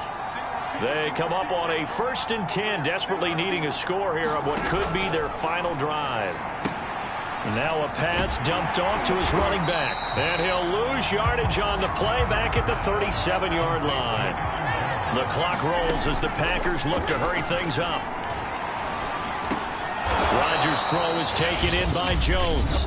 The Packers going to use one of their timeouts as they'll talk it over here before what will be an important 3rd down.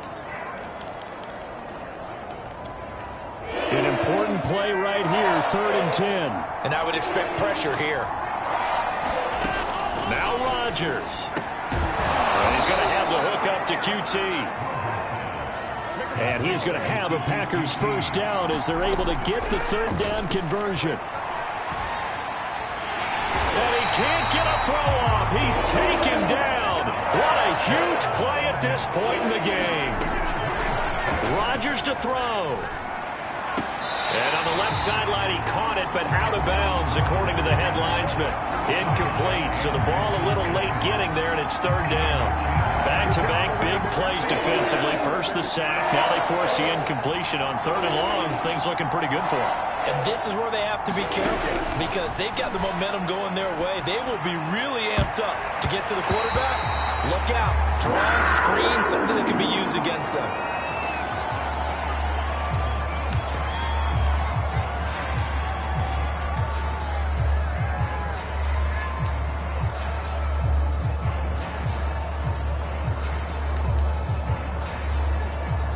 Down 4 late. Got to go for it here on 4th down.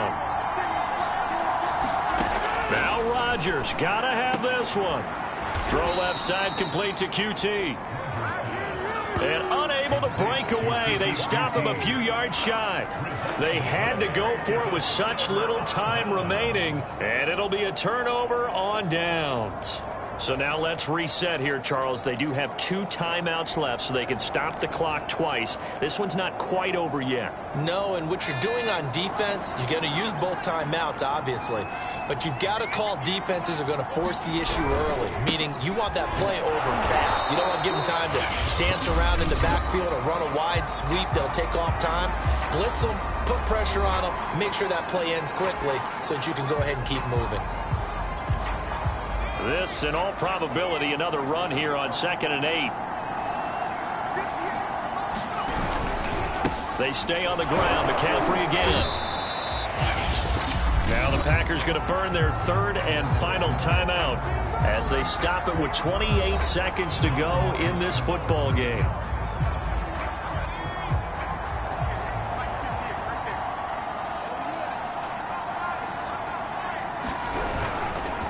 They'll try and pick it up with McCaffrey. And he'll work it across midfield inside the 45. 74 yards rushing for him now as he's carried it 13 times. No doubt those are the types of carries they're looking for here, Charles. The lead in the 4th quarter. This is when coaches that have a reliable running game, they breathe a little easier on the sideline.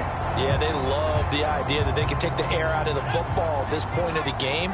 That means they're really counting on that offensive line, counting on the runners, taking care of the football. Because you're going to tell your quarterback, hey, no time to be a hero. We're not going to throw it here. Just eat up that clock. And if you have the ball, they can't score.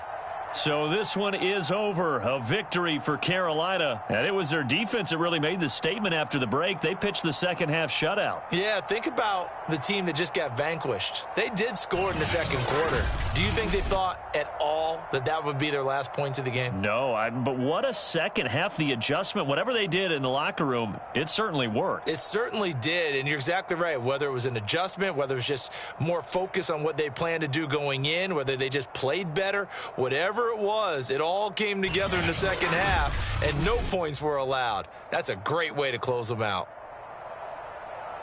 So for the Panthers, the great run they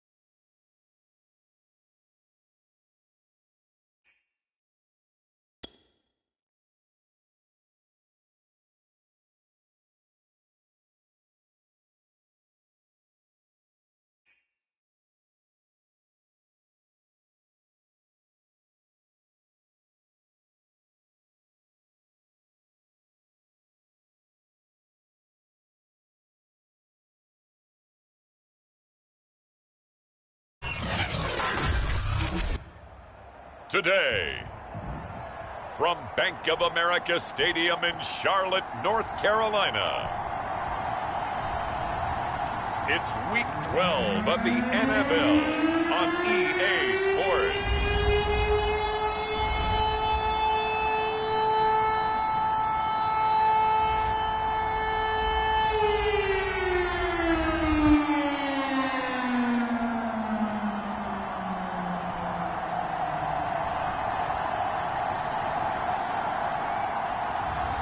It's the Carolina Panthers taking on the Tampa Bay Buccaneers. EA Sports coverage of the NFL finds us at Bank of America Stadium in Uptown Charlotte. Just a few moments ago, this building was shaking as the Carolina Panthers emerged from the tunnel here in Charlotte. They are ready to go as the Panthers are set to match up with the Tampa Bay Buccaneers.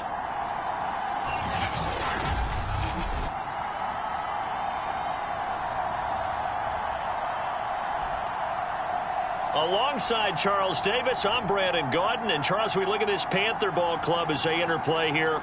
They're hot as can be. Winners of 8 of their last 9 games. I don't know if you'd call this start a surprise exactly, but they've proven that they're going to be able to stand toe-to-toe with anybody. On the other side of the field for the visiting Bucs, their long winning streak finally came to an end last week. A disappointing game for them, but still a heck of a run. Indeed it was. What a great job by them putting together a streak. Now let's see how they rebound after a defeat.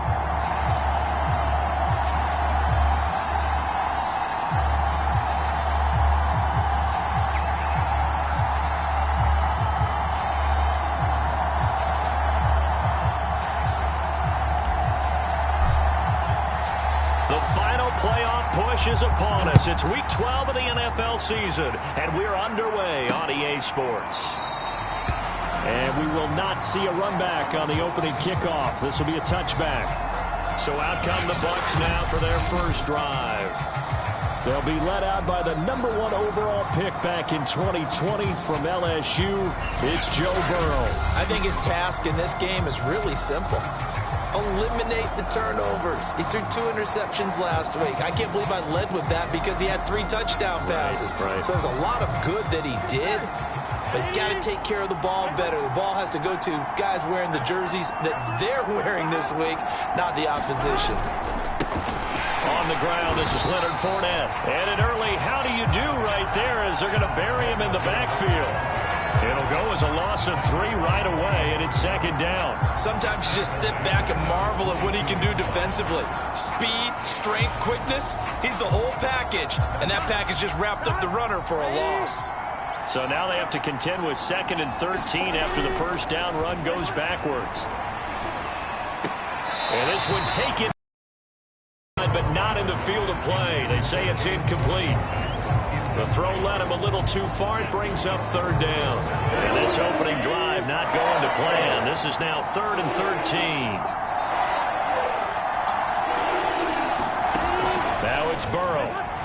Going up top for Miller. A high throw there as this is knocked away down to the ground and incomplete. Not the desired outcome, but probably won't be the last time we see him take a shot downfield. Here comes the Buccaneers punter now. He'll kick it away after a 3 and out on the opening drive of the game.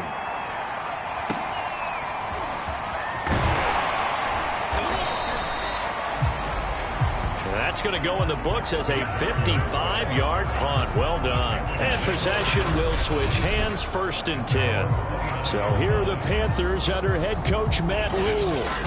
And out will come the leader of this offense, and that, of course, is their signal caller. And I thought in last week's game, he found a way to win like a good pitcher without his best stuff. I mean, he did throw 2 interceptions, offset by 1 touchdown pass. Not the ratio, not the numbers you're really looking for as a QB. But finding a way to win, that's all that really matters. And he'll maneuver his way forward for about 4, 2nd and 6. The numbers for McCaffrey last week. 13 carries, 75 yards, and a touchdown. Has 9 rushing touchdowns on the season, so a lot of credit has to go to the rest of the offense because you know those big guys up front are doing work. But now, the goal is to get to 10. And don't for a second think that the defense doesn't know that. They'd like to do their best to keep him out of the end zone in this one. Second down and right back to McCaffrey. Found a little room there as he's up to about the 37. Give him 4 on the carry, and it'll make this a 3rd and about 2. Back-to-back 4-yard runs. Now, look, if they just do that all the way downfield, ball ends up in the end zone, but that's a little difficult to do. Yeah, I think now 3rd and 2, that defense ready to stiffen up and stop that run. 3rd down, here's McCaffrey. And he'll be taken down, but he does have first down yardage.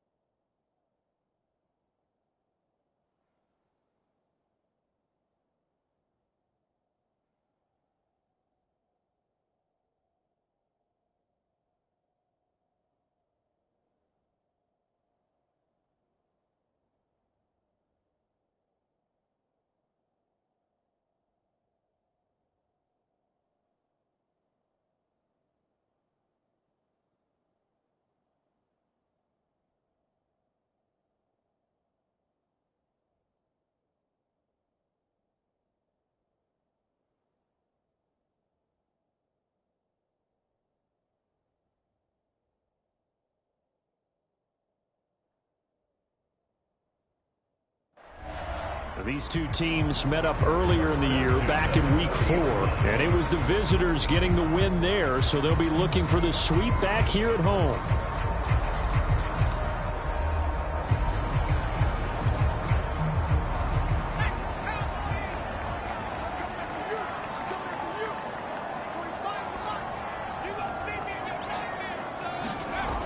Now they'll switch it up here and look to throw.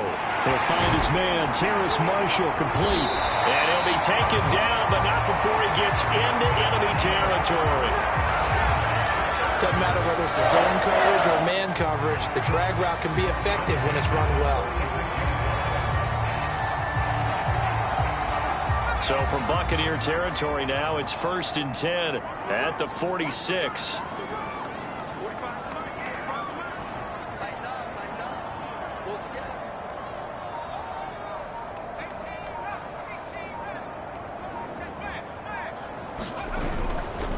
This is McCaffrey on the give. And he'll work this forward for about 3 at 2nd down.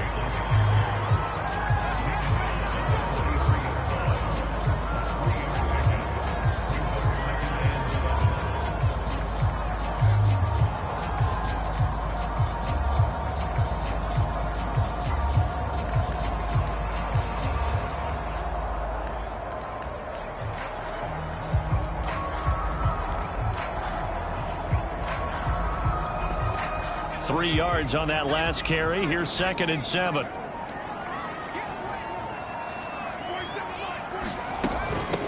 First carry for the Oklahoma State man, Chuba Hubbard. And running with power here. And he'll cross over out of bounds right at the 25.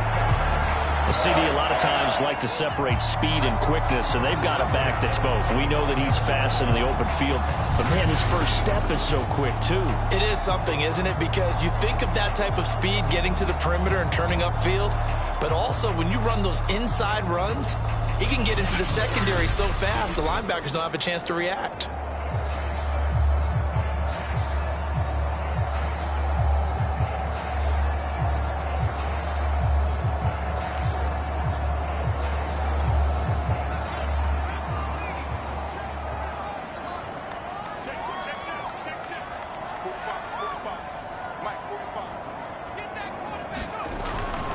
Now a run with McCaffrey. And he's going to be met at the line of scrimmage and taken down.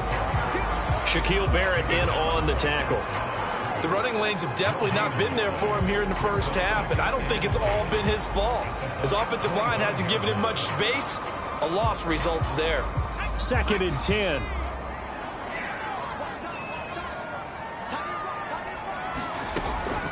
They'll set up a throw. Over the middle, that's complete to McCaffrey. And he gets it all the way down inside the 10 and mark him at the 5. One of my old teammates called me the other day when he was watching the game. He's like, man, trying to watch an NFL game and trying to account for their passing game, that's difficult. And just when you think you get everything covered, here comes a back out of the backfield. And in this case, he picks up a first down.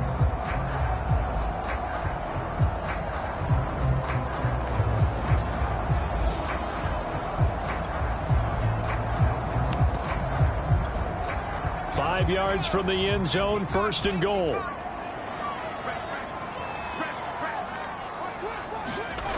Off the play fake, he'll look to throw. They'll roll him out right. And he's got it. Touchdown, Panthers. A great effort there. His 9th touchdown of the season. And the Panthers are going to take a first quarter lead. Well, these guys have won 3 straight ball games and another good start to this one, out to the 6-0 lead. And I've talked with so many different coaches, as have you, along the way, and they always talk about winning streaks and the mood of a team and how much easier it is to actually prepare during that time. Guys are sharp, guys are focused, everyone's feeling good, and we're seeing it early in this one. Graham Gano on for the extra point.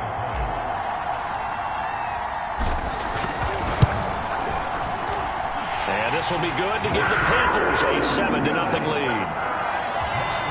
So that drive consumes 9 plays all told. And the end result, a Panthers touchdown.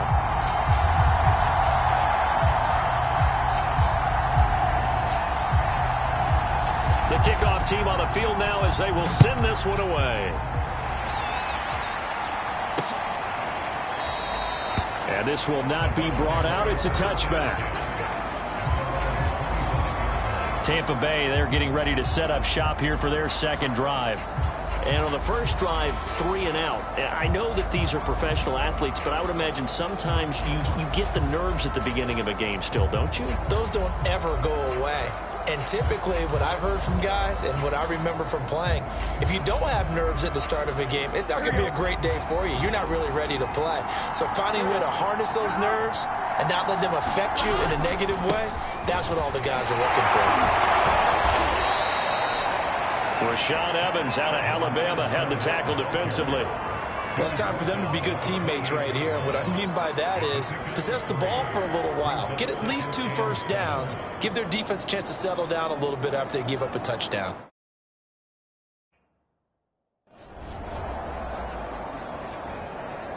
Here's 2nd and 7 now from the 28.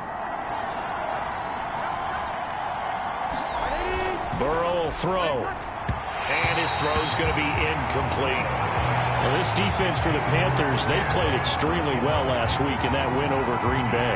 While you can't actually see confidence rising in a unit, you feel like you can. And when you look at this team, you definitely think that it is, because anytime you can tell your offense, just get us a couple of touchdowns, we got this thing locked down, that's when you know you're playing well.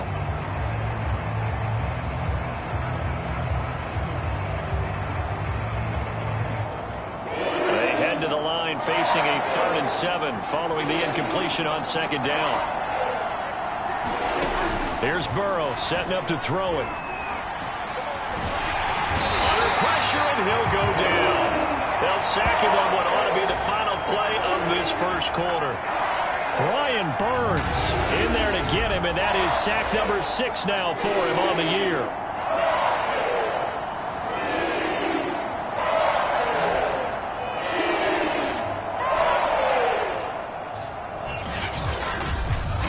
After 1, 7-0 on EA Sports.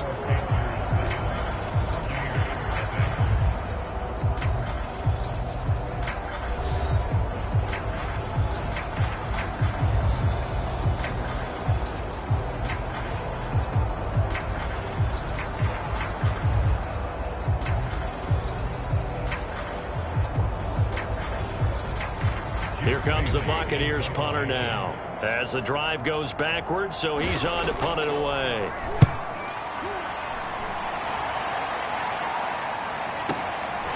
It's taken to the 26. A good return there, 17 yards. And the offense will take over with a new set of downs. The Panthers coming back out onto the field for their second drive. And it's only November, but the playoffs, we know how it works. They'll be here before you know it. If it ended today, they would be the #1 seed. And that's a great spot to be in, but I love the phrase, if it ended today. And I'll guarantee you, that's what they've discussed in their locker room, in their meeting rooms. Yeah, we know where we'd be if it ended today, but we also know it's not ending today. Right. So they've got to continue to play the type of ball that put them in the spot where they're #1 in their conference. Good starting field position for them here as they come up 1st and 10 at their own 43.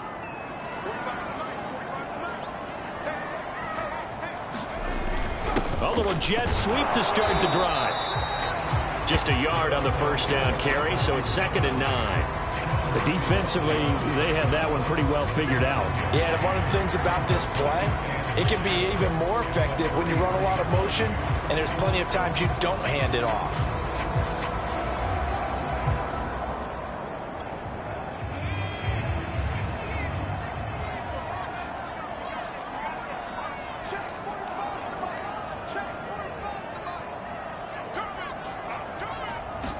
Second and 9 now. And he's got the hook up to Moore. And he's out of bounds just before the midfield stripe at the 49. That catch good for 5. It's 3rd down. And Brandon, as you know, sometimes it's a lot tougher to run with these tight ends nowadays in the NFL. They're just bigger wide receivers. He lined up on the left side of the formation, ran a drag route across the field, and tried to work his way open. He was able to make the catch, but the defenders were there, couldn't do a whole lot with it afterwards.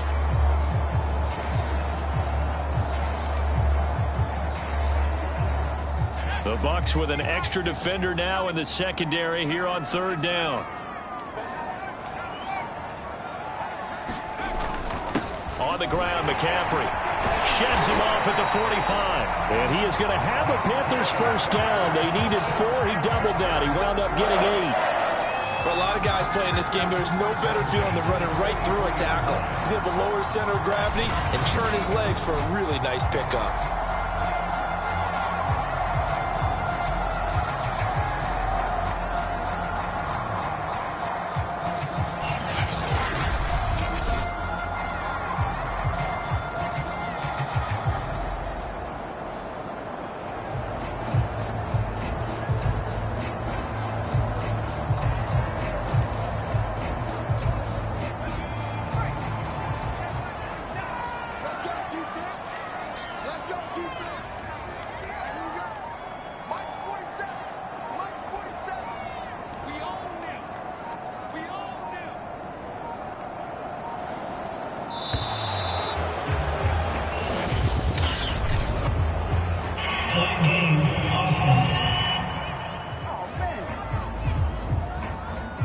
So that'll back him up 5. Still first down.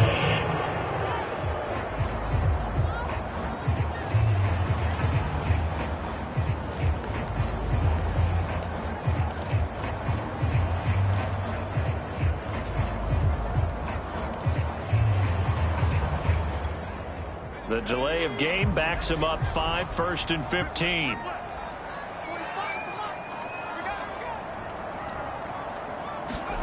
He'll drop to throw. And he's going to have to eat this one as down he goes. Dean Lowry. Credit him with a sack as he buries him for a loss of 10. Boy, Charles, that time he took a bad situation and made it worse. Yeah, you're almost putting together a nice little song there, aren't you? Because it's something you'll see from young quarterbacks. They have that tendency to retreat backwards instead of stepping up in the pocket.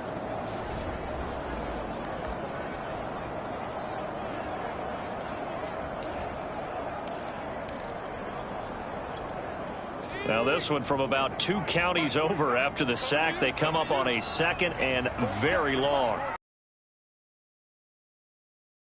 Got up to throw. Steps away to his left.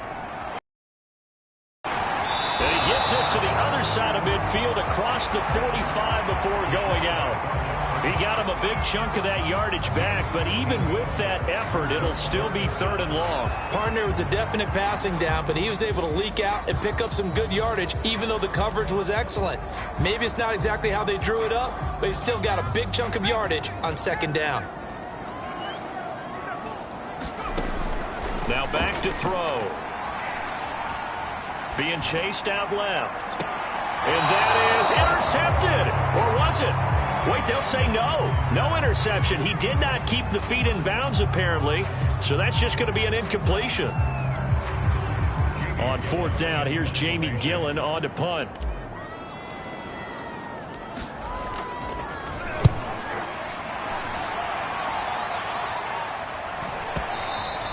Now this is going to carry well into the end zone for a touchback. Back now comes Tampa Bay. They've shown precious little here offensively thus far as they try again with a 1st down now. They'll start out here with the option left. And he will lose yardage on the play, back at his own 19-yard line. Officially, it's a 1-yard loss. That's going to bring up 2nd and 11. Yeah, another negative play in an early down situation. This one to start the drive. You're putting a lot of pressure on your quarterback to bail you out when you're in 2nd and long yardage. On 2nd down, here's Fournette. This will be a short gain of 3 before he's brought down at the 22.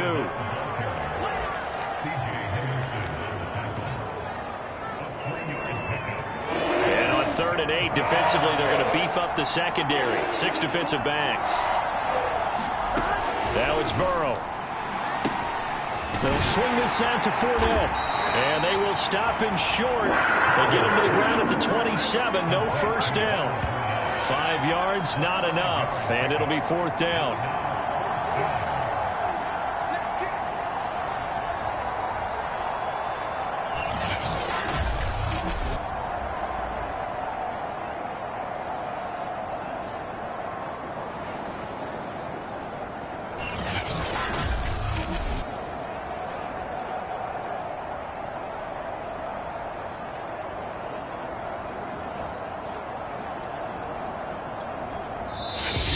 On the clock, 2nd quarter, 7-0 ball game.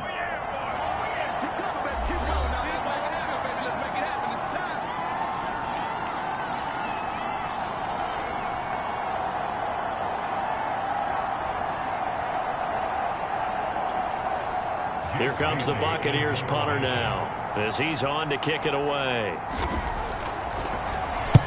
He's been a busy man here in this 1st half as he gets it away. This is taken at the 18. Great blocking on the return. It springs him for 25. And the Panthers will take over now, 1st and 10.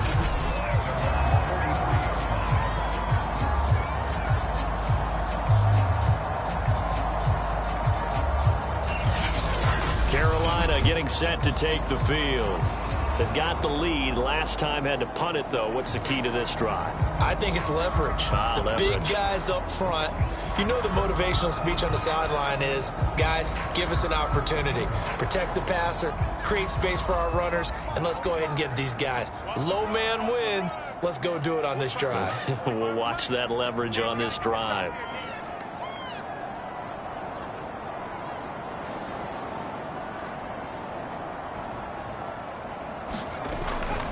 The drive begins with a run by McCaffrey. And he'll be taken down, but not before he works it past the 50. We use the word relentless a lot with guys who are aggressive on the field. In this case, it really fits, doesn't it? How about his ability to break tackles and his feet never stop moving?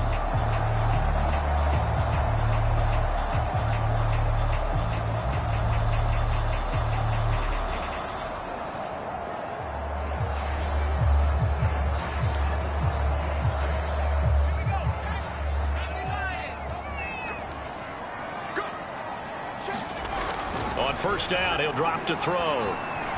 Forced out to his left. He's got his tight end. It's Tommy Tremble. And they'll have it in the red zone before he crosses over out of bounds. So many times in my career, I've heard coaches talk about completions are one thing. But as long as we're there at the catch and we get guys on the ground, we can live with that. But if you're going to give up 10, 12, 15 yards after the catch, then your defense is going to be in a lot of trouble.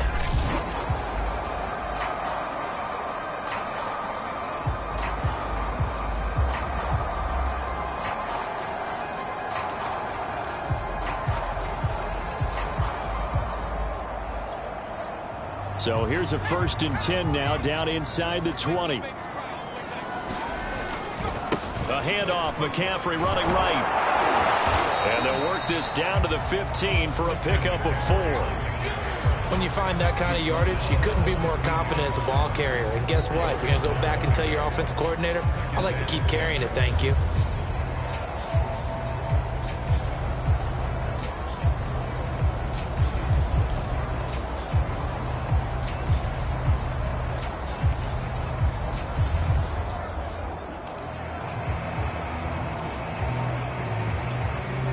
The run got 4. Now they deal with a 2nd and 6. This is McCaffrey. And he'll get it here to the 10-yard line. It's a 5-yard gain, but they'll still be a yard short here with 3rd down now looming. I think we can safely say that those types of plays are the backbone of this offense. We know not every run's going to be a big hitter, but you know they'll take that type of result on each and every attempt. Now the Panthers going to use the first of their timeouts as they'll stop the clock with 26 seconds to go until halftime.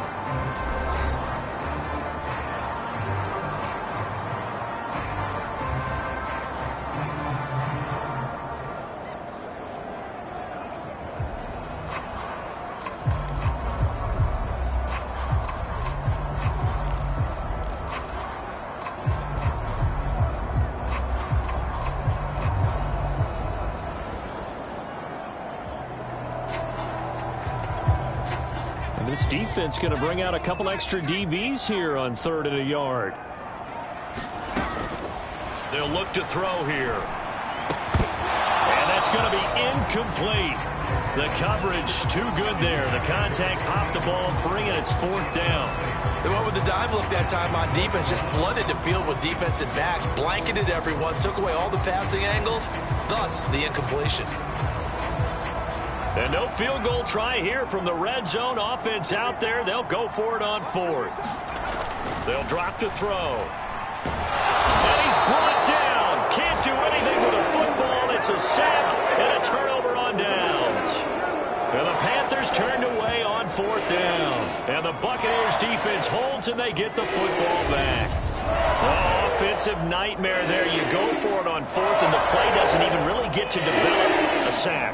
And it's so unfortunate, too, because you think you've got something good called, but if your offensive line can't hold up, that's often the result. They find a way back to the quarterback. One more drive here for the Buccaneer offense in this first half. And they'll indeed start on the ground to run that clock. And an anxious moment or two there, but they do get him down. Now the Bucs going to use the first of their timeouts as they'll stop the clock with 12 seconds to go in this first half. Line of scrimmage, the 31 now on 1st and 10. Burrow looking to pass. The Panther rush too strong. They get there and take him down.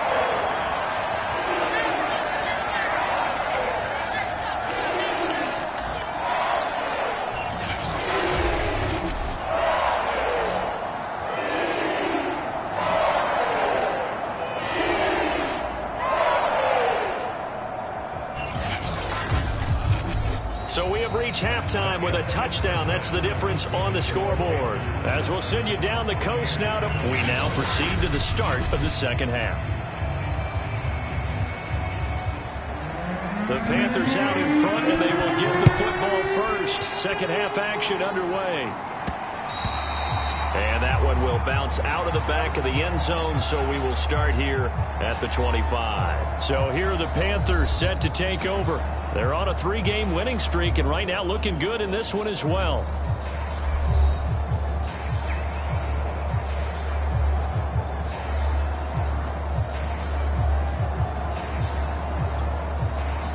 1st and 10, and they've got 3 tight ends out there. A jumbo package look.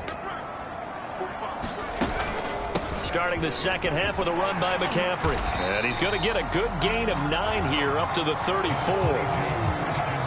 And just a yard to go here on 2nd down. Again, they run. Again, it's McCaffrey. And he'll be brought down right around the 37. 2nd and 1, and people want to run the football. This is where every back in the league is supposed to do exactly what we just saw there. Pick up the 1st down.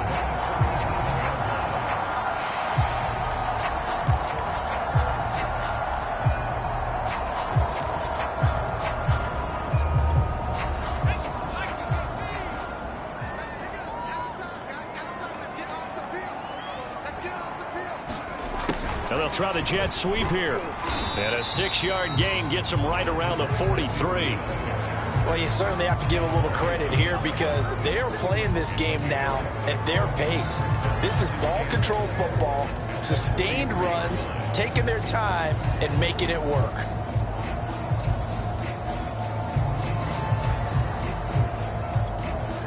Second and 4.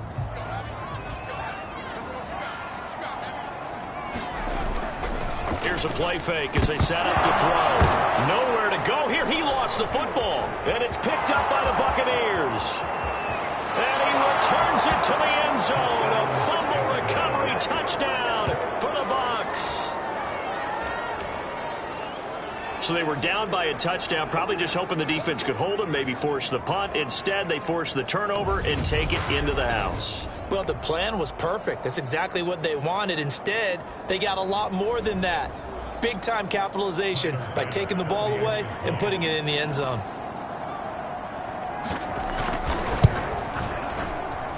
Extra point by Bass, up and good. And that will tie our game here in the 3rd. The scoop and score, always an exciting play in football, and we witnessed it there. Grabbing it off the ground and then rumbling it into the end zone for 6. Taking it about the 1. And able to get this across the 20, but not much further as he's dropped at the 23-yard line. And onto the field, here come the Panthers. Their defense has done the job. Now it's the offense's turn as they've got it 1st and 10.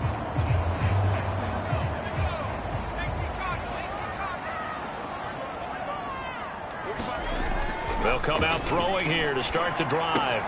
Open man left side. It's the tight end Trimble. And he's taken down but able to slip across the 35.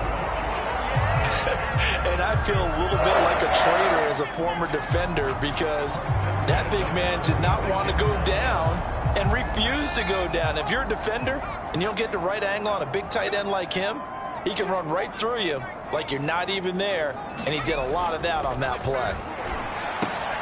Now left side, a completion to his tight end, and he's dropped right at the 40. Gain of 3. And let's face it, you can put any Halloween costume on him. You're not going to be able to disguise him because for a tight end of his size, difficult to sneak him anywhere, but that's what they tried to do. Lined up on his right, tried to work his way back. Oh, he fakes a spike. Flush to his right.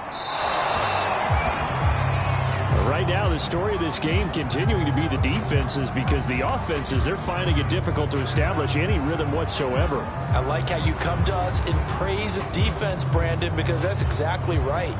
That was an incompletion force there, but we've seen it throughout this game. Both of these defense coordinators, they're a step ahead of their offensive counterparts. And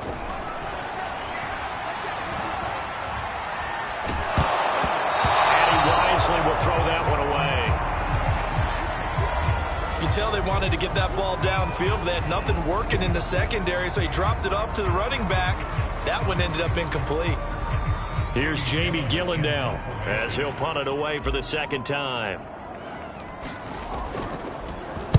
44 on his first punt, and this is a good kick as well.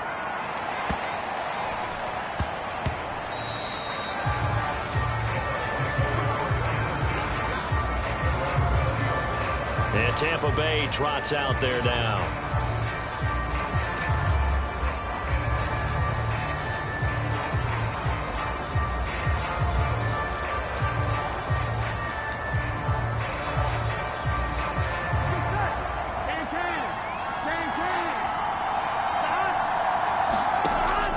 They'll throw on first down with Burrow.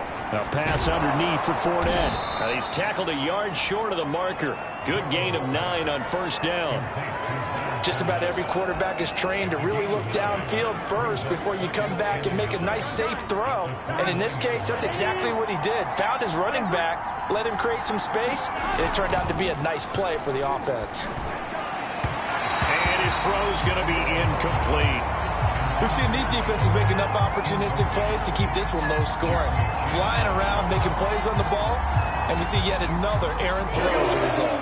They tried to throw on second down, unsuccessful. Now it's 3rd and 1. From the shotgun, it's Burrow. And he's got a man. It's the tight end, Howard, complete. And he's going to have a Bucs first down as they're able to convert by plenty there on 3rd and 1. And the tight end is certainly a position built to move the chains because they can control space underneath. If they've got good hands, then, of course, they're a dynamic target. But one other thing is they're right in the sight lines of a quarterback on just about every play, and that makes it easier for the quarterback to pick him out and deliver. And he puts his head down and gets up to the 42 for a gain of about 6. Well, I think after that run, the defense get back in the huddle and looking at each other and maybe starting to question their confidence a bit. They gave up a significant run, 6 yards, and now you're saying to yourself, how do we stop them, and do I have enough confidence to make a play? Throw right side, caught by O.J. Howard. Well, that's always a good place to throw it just because he's one of the biggest targets not only on this team but in the National Football League. And you and I both know the quarterbacks love these large-bodied tight ends, and why not? Nowadays, they're really wide receivers who are just taller and have a little bit more weight. These guys catch the football, make big plays downfield. In the old days, we wanted them to block. Now coaches want them to catch the football first. A solid run on first down. Gain of 7 leaves them with a 2nd and 3.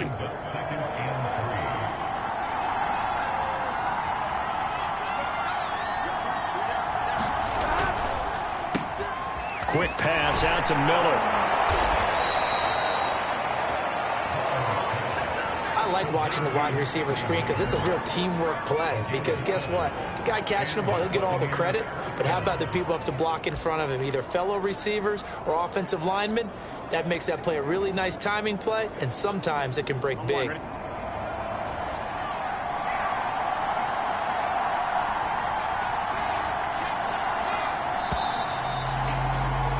And that is going to do it for this 3rd quarter of action.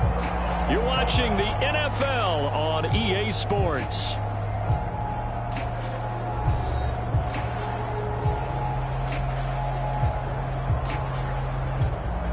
So here's a 1st and 10 at the 38.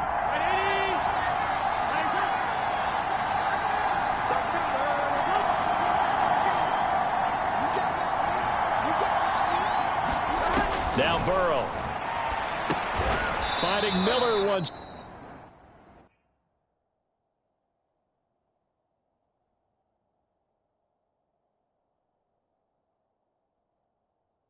More complete. Simple drag route here, lined up out left and tried to work his way back across the field. You probably saw me twitch there, partner, because I think he wanted the ball a little bit sooner. By the time he looked it in, defender was right on him. On the draw, this is Fournette. Fights him off. And he's going to get this pretty close to a first down. Stopped at the Panthers' 29. A gain of 3 last play. This time they double it and pick up 6. And there's a run to be happy with. Good, solid yardage. They'll take that anytime you hand the ball to a back. They'd love to get a little closer if they need to kick the field goal on 4th down. From this spot, it's 46 yards. They'll run it again with Fournette. And he's brought down, but not before picking up the first with a very effective stiff arm. Hasn't been his best afternoon on the ground, far from it, but a critical 3rd down conversion. This afternoon just got better. All right, you're exactly right. It hasn't been his best in terms of yardage, but that run there, that's the one your teammates look to you and go, okay, that's what we want from you. That's what we need. Now they have a chance to keep moving forward and a chance to win the game. Fournette, a first down carry. Fournette fighting through. And he's going to get a solid gain of 9 before being brought down. Second and right at a yard. Well, partner, I know this type of running back. I mean, this size, this intensity usually gets better as the game goes on. I just tell you from experience, the first few quarters, oh, you're eager. You come running up there, I'm going to tackle this guy. By the fourth quarter, you're coming up and thinking about it. And D-line wearing down fourth quarter. Yeah, that's not a guy they want to see consistently. Here we go, 3rd and 1. Gut check time on both sides. They're passing here, Joe Burrow. Throwing the out route incomplete. It's Howard. And the Bucs are going to have a 1st and goal coming up as they find a way to convert there on 3rd and 1. And in a lot of ways, that catch is expected. Red zone presence, and that one was realized there. You've got to find your tight end in that situation. A field goal could get them the lead, but it might not be enough here as they come up on 1st and goal. Fournette. And he pushes forward but comes up short of the goal line as he'll get a yard down to about the 1. Well, he did get a taste the previous week. He got into the end zone trying his best to get there in this game. So far, he's been denied. 2nd and goal from the 1. Fournette again. And he's into the end zone. Touchdown, Buccaneers. Leonard Fournette with touchdown number 7 on the year. And the Bucs have taken the lead.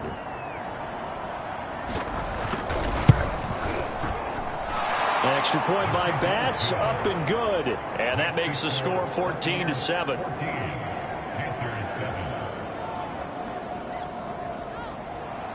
Bailey now to kick it away after the touchdown. This taken in at the goal line. And he won't quite make it to the 25.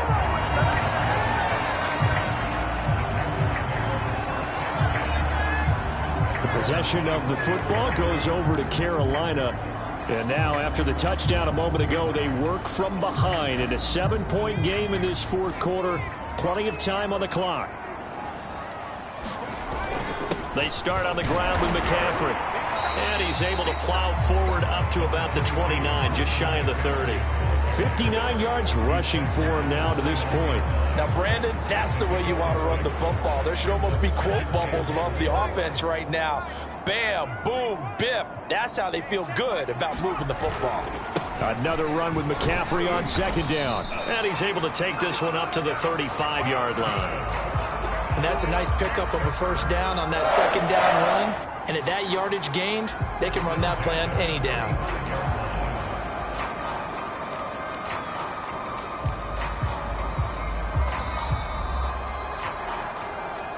4th quarter, down to the final 2 minutes, and we've got a 1-score game.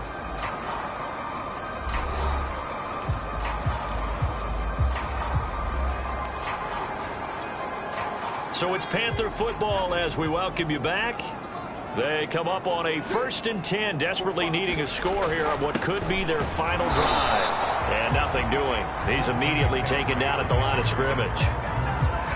No gain on the play there, 2nd down. Short gain last 2 plays. Who do you think's excited about that? Absolutely. This defense, they're saying go right ahead with those. Meanwhile, the throw here is complete. And he'll get up near the 45. They'll spot it at the 44. 9 yards, not quite enough, and they'll be left now with 3rd and 1. They'll try and run for this with Hubbard. And he's got enough for the 1st across midfield to the 48. They're making steady progress, but I see your face. You're worried about that clock. I'm worried about the clock, and at some point you have to have a splash play in there as well. The drive continues as they search for a tying touchdown. Here's 1st and 10. Buying time to his left. His throw incomplete. Whew, that's certainly not the worst thing. It stops the clock and lets your offense catch its breath and lets us exhale a little bit. Now I expect them to call a couple plays in the huddle so they're ready if a tackle happens inbounds. He's back to throw. And he takes Gets a shot on the release as this will be incomplete. Back-to-back incompletions, but we know this is definitely 4-down territory. Time not on their side. I don't think they want to try and get the first down in 2 installments. I think they got to go and get it right here, right now. Eluding the pressure right. And now another one thrown incomplete. They were moving the ball well early in the drive, but now it's 4th down. 3 straight incompletions all of a sudden could be their final play. And with that type of pressure, how are they going to handle it? What do you call in this situation? Personally, I got to get the ball to my best player with the play he likes to run best. As expected, they're going for it to keep the drive alive. And it's incomplete. They cannot convert, and they turn it over. They had to go for it with such little time remaining. And this defense is going to get the football back near midfield, right at the 48. Here comes the Tampa Bay offense now heading back out onto the field. And 3 timeouts remaining here defensively, but really not much reason to use them at this point as this one is all but over. If they use the timeouts here, it's strictly for show. We got a plane to catch. Oh, now Miller slow in getting up. He's still down on the ground. While the trainers take a look, we'll step aside. Have to imagine this will be on the ground as well as they come up 2nd and 7. Again, it's Fournette. And he's going to have to protect the football and take his lumps here at this stage of the game as they stop him behind the line.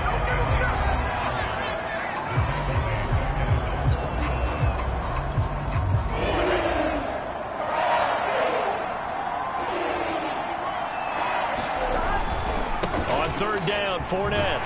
And they do get this across midfield to the 49, but a small consolation prize as he's well short of the first. The Panthers going to use the 2nd of their timeouts. As the clock stops with 23 seconds to go in the game. Here comes the Buccaneers punter now. He's been terrific so far.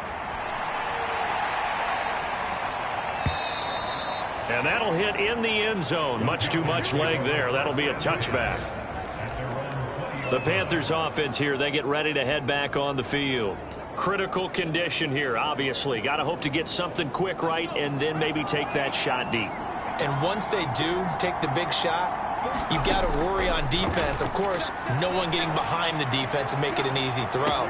And that's caught inside the 35. And he is across and in for the score. And now they can tie the game in the final stages with the extra point. Or they can go for 2 and go for the win. Obviously, the excitement level here is almost a fever pitch. Down 1 is tempted to go for 2. I say you go ahead and kick the extra point. You got the home crowd carried into overtime. I'm with you. I do see some fans, though, holding up 2 fingers. Easy now. Yeah, but they're not the ones who have to actually make that call, are they? So now this will be, in all likelihood, to force overtime. And he missed it. Oh, would you believe it? It is no good.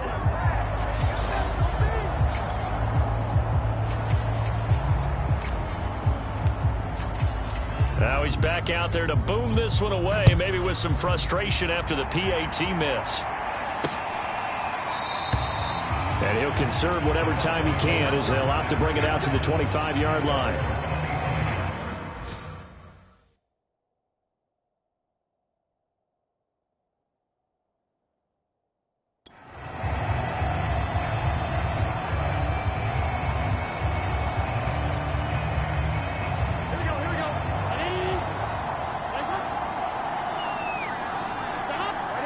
Victory all but assured now as they take a knee here, and they're going to escape with a 1-point victory. And the clock will now stop as a timeout is called with 5 seconds left.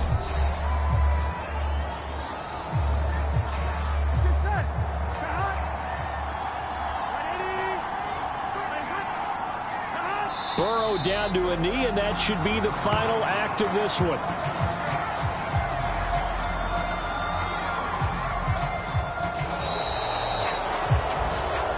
So fire the cannons. It's a victory here for Tampa Bay. And I tell you, these division games never for the faint of heart, but they come through with a tight victory here on the road. And you find yourself working harder in a game like this too, don't you? Yeah, because you got to stay with it, right? You got to stay with it. You got to stay locked in. It's our type of a game. And you just mentioned it. Division game on the road, tight, and they find a way to win it. Way to hunker down, as my old coach used to say, and find your way through. So for the Bucs, the win moves them a couple games over 500 now.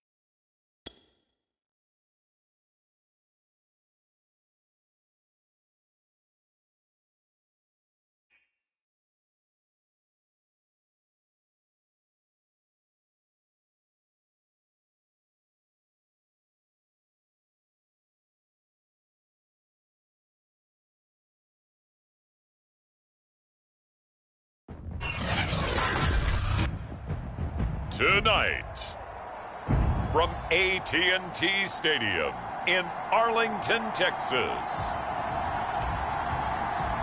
it's Sunday Night Football on EA Sports.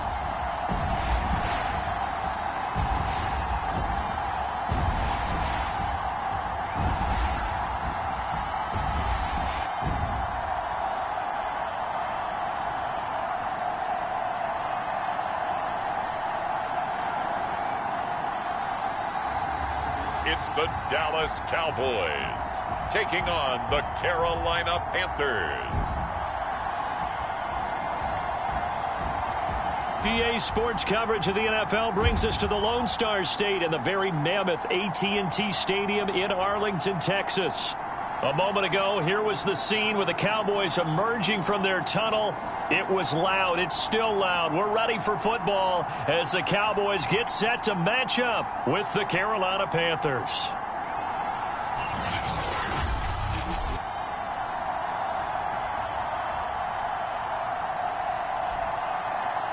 Hello again, everyone. I'm Brandon Gaudin, joined as always by Charles Davis. And Charles, you take a look at this Cowboy team entering play. They come in playing pretty good football. Winners of 4 of their last 6 games. And how about that defense last week? They pitched a shutout, and it's really more like a no-hitter because they absolutely dominated that game from the opening whistle. On the other side of the field for the visiting Panthers, they come off a disappointment last time out that put an end to their -3 game win streak.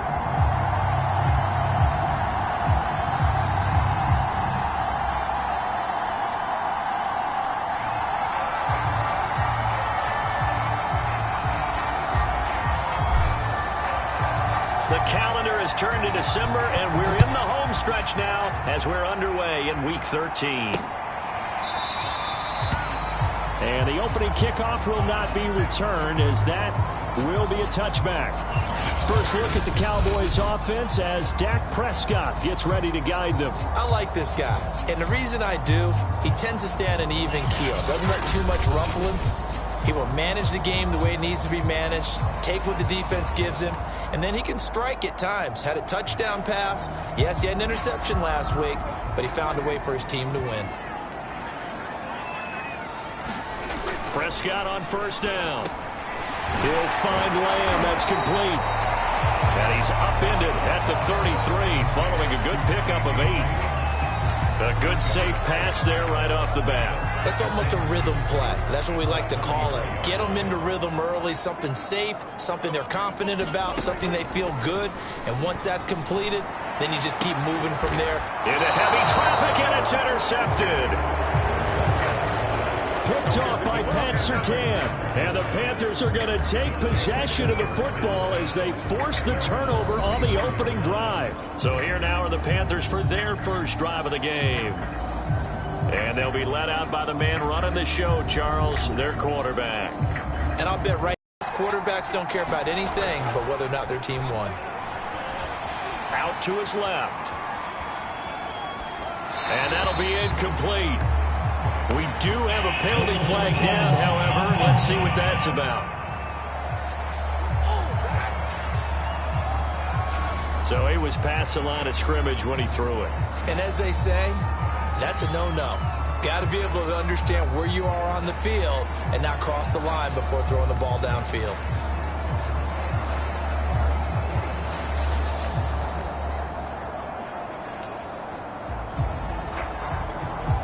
So the illegal forward pass also cost him a down, and now it's 2nd and long.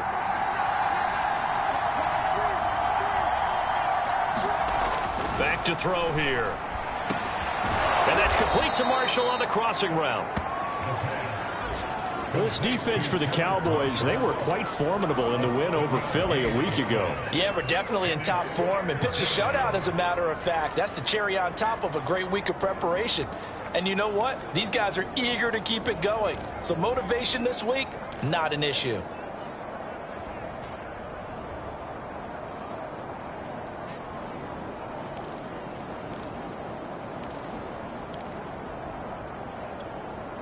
And on 3rd down, the Cowboys bring in an extra defensive back. They're going to look to throw. Oh, he tries to force it in, and it's intercepted. Picked up by Trayvon Diggs. And the return comes to a halt right at the 44-yard line. He's had a fantastic rookie season, made a lot of lovely throws, but that wasn't one of them. Well, we got to give him one, don't we? I mean, with the year he's having, a lot easier for he and his teammates to accept that throw because for the most part, what they've seen, it's been pretty sensational. And he is met quickly in the backfield. Down he goes, folded like a lawn chair. Partner, one thing I was lousy at growing up, track and field, I could never anticipate the start before a race, but how about that backer? He figured it out, jumped the count, and turned it into a really nice play for his defense. On 2nd and 11 now. Prescott able to hit his target, Lamb. And he gets this inside the 35-yard line. Now that was pretty. They executed that curl route versus zone coverage, and that changes things a little bit because against man, it's often a tight curl, tight, sharply run route. Against zone, you're just looking for that open spot, that dead area, so you may curl it a little bit wider just to get to that place. And usually a tight window. He fired a bullet in there for the completion. Defensively here, you're facing a top-5 team in terms of points scored in the NFL, so when they're that high-powered, you've got to find a way to hold them under 20, because to me, that's the magic number. 20 points scored, you give yourself your best chance to win. So if they're up around 24, 28, 30, they could be in some trouble. I think so, because then you turn it into a shootout, and that means your offense has to keep pace. 4 yards the gain, and it'll bring up a 3rd down. Well, if you're a football guy, that's a pretty run because everyone is in sync right there. Obviously, the guy carrying the ball, but how about the people up front? Leverage, athleticism, they created some nice space for him. On 3rd down, it's Prescott. He'll go underneath here to Elliott. And his bid for the 1st down coming up short as he's tackled at the 25. It'll be a gain of 5, and it'll be 4th down.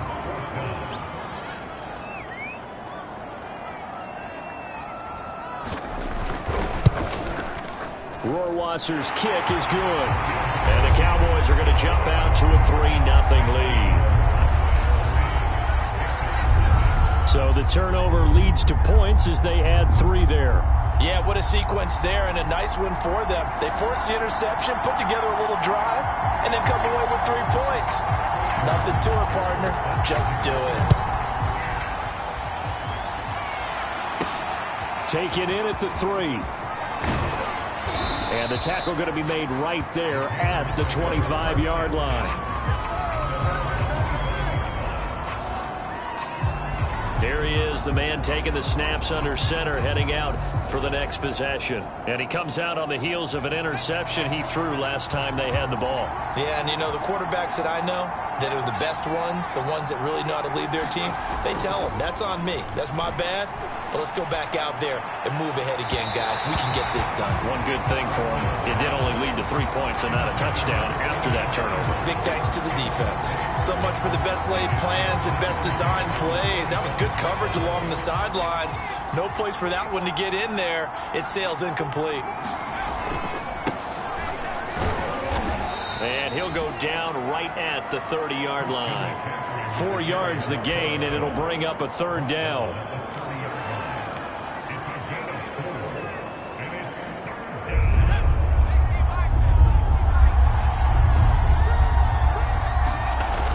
Looking to throw.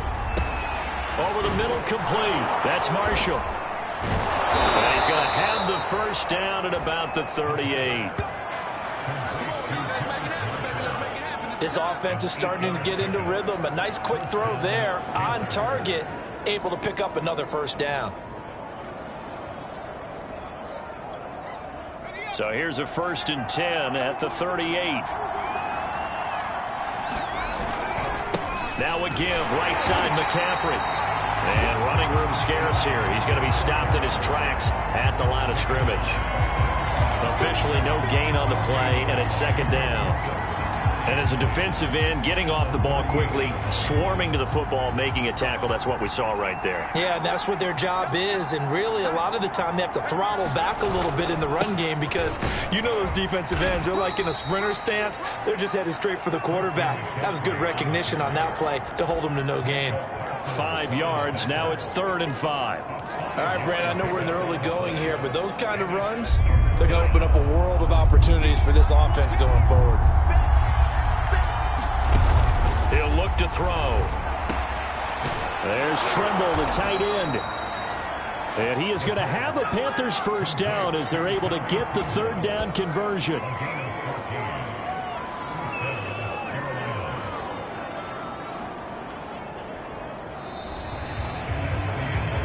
3-0 after one on EA Sports.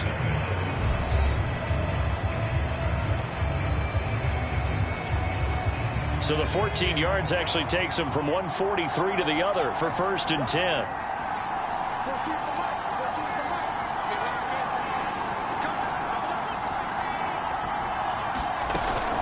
From the shotgun to McCaffrey. And he'll maneuver his way forward for about 4. 2nd and 6. Well, on every play call, you realize it's not going to go for a touchdown. So a lot of your calls are setting things up for maybe later in the game, trying to establish the inside run with toughness now, hopefully get to the perimeter later. And let's face it, you could do worse than a 4-yard run on 1st down. Following the pickup of 4, here's 2nd and 6.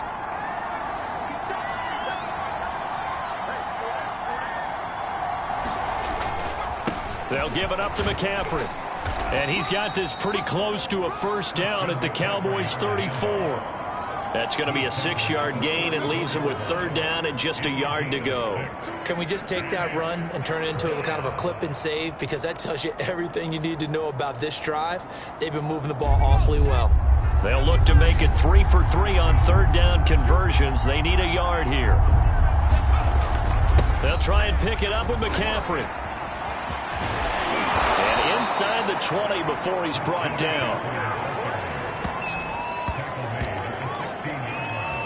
That right there, a good sign for a team that's had trouble converting 3rd down so far this year. They're the bottom 5 in the NFL, but they come through there. Yeah, and I bet if we put our guy Marvin on the case and say, Marvin, tell us where they rank on 3rd and what, right? I bet they're in the top 5 in the league on 3rd and 5, 3rd and 6, 3rd and 7 or more, because that's how you end up not converting. Just too much yardage to pick up on 3rd down. And he'll get it here to the 10-yard line. Now, after the running play, we've got a man down on the field. Well, he gets attended to. We'll step aside. The last run got 6. Now 2nd and 4.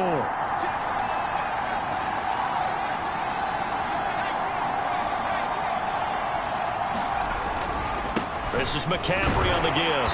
And a short pickup there down to about the 9. Just a gain of a yard there, and now it'll be 3rd down. I know that speed is the hallmark of today's NFL game, but the key to good rushing defense is still having your linebackers set the edge. The Panthers on 3rd down. They've been good, 3 for 4 thus far. Here it's 3rd and 2. They'll look to throw. Firing quickly here, and that's complete. And the Panthers are going to have 1st and goal as they try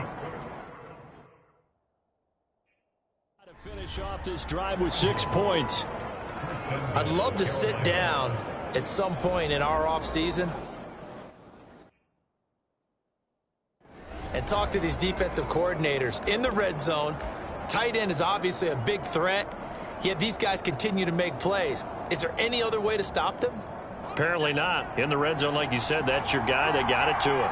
Supreme confidence in going to a playmaker. McCaffrey will take this one in. Touchdown, Carolina. So they brought the extra bulk in down on the 1-yard line, and they're able to push this one across. Yeah, I can just see your face right now because I know we're mind melding on this one. Coach Madden would love this. Power football, hat on a hat, chest to chest, driving forward, touchdown. Extra point try good by Gano, and that makes it a 7-3 lead. Set now to kick this one away, and off it goes. From a couple yards deep, he'll bring it out of the end zone. And he returns this to the 22.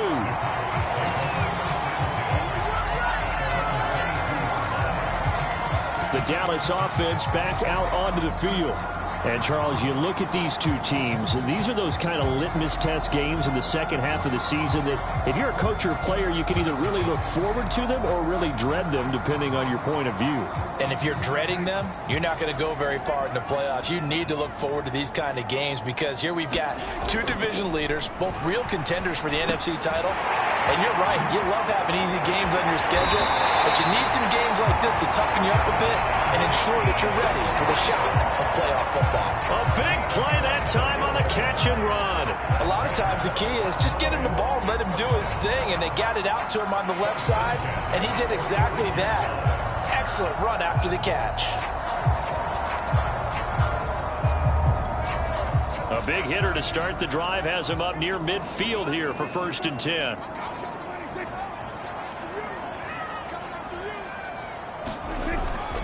The give is to Elliott. And he'll manage to pick up about 4. It's 2nd down. Typically, we think it's the strong safeties that are better tacklers, especially closer to the line of scrimmage amidst traffic. But in this case, how about the free safety coming up and making the big-time play?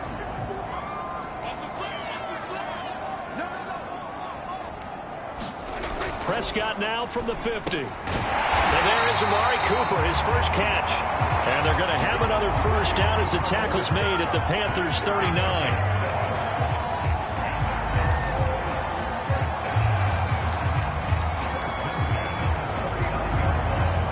2 minutes to play in this first half. 7-3, our score.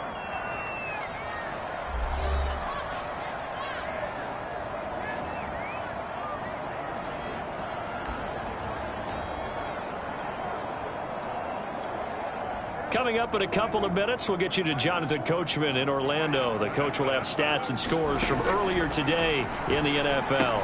Now left side on the swing pass. And he's going to get this inside the 30. And this has been a nice answer to the touchdown drive against them a few minutes ago because they've come out and reestablished the tempo. A nice throw there, and they're putting together a very strong drive as a response. This offense finding its legs now. Here's another 1st and 10. Here's a pass swung out left to his running back. And he'll be out of bounds as he gets this down about the 21 or 22. 7 yards there on the first down screen play. 2nd and 3, and they trail 7-3, but getting close to changing that. And this defense hoping to limit them to a field goal to preserve the lead. Prescott's throw there complete to Allen. And he'll go out of bounds in the red zone just inside the 20. When this offense can get their tight ends involved, they can move the football. Here, a nice route, able to look it in, and picks up the first down. A first opportunity in the red zone for the Cowboys. They come up 1st and 10 at the 16. And again, it's Prescott. He'll get this out wide here to Elliott. And able to get him down, but he does reach the 5. Seems as if the passing attack's starting to heat up a little bit here in the second quarter. You can sense and you can see the momentum because now they're reading their patterns downfield, they're understanding the coverages, and they're finding the open holes in the defense. Prescott. They'll set up the screen to Elliott. And he's able to get it down to the 2-yard line. Now the Cowboys going to burn the first of their timeouts as the stoppage will come with a little under a minute to go in this first half.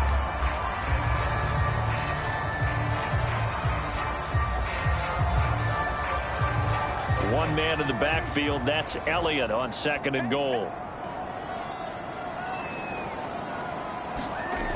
Looking to throw, Prescott. And he's got it.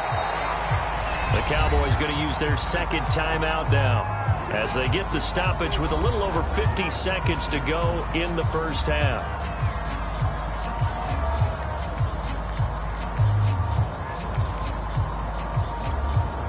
They're knocking on the door as they come to the line here on 3rd and goal from the 1. On the option, here's Elliott. And he will take it in for a Cowboy score. Ezekiel Elliott, touchdown number 15 of the year. And the Cowboys have retaken the lead. Extra point right down the middle. And the lead is now 10-7. The 10-play drive that time, and it culminates in a touchdown run by Ezekiel Elliott. Now following the touchdown, Richter to kick off. Braxton Berrios selected to bring it out. And this will be a touchback. Berrios deciding not to bring it out. The Panthers going to go back on offense here late in this first half. And what do you think goes on here in this situation? If you got the football, you're trailing, you're back in your own territory with just a little time. Do you try something? You're thinking about jump-starting your team, right? You just mentioned it. They're down. They're trying to get back into the game. But you got to figure, if something goes wrong, you may have put yourself in a spot where you may not be able to come back in the second half. Managing risk, this is a big decision here. And he will go down. A Cowboy sack. Randy Gregory. He's the one that got home and takes him down for a loss of 9. And they're picking up right where they left off with the shutout that they pitched last week. A huge part of that, this pass rush. They know how to get after people. Offensively, good luck finding some answers right now. He finds his man, complete. It's Frazier. And he takes us beyond the 35 before going out of bounds.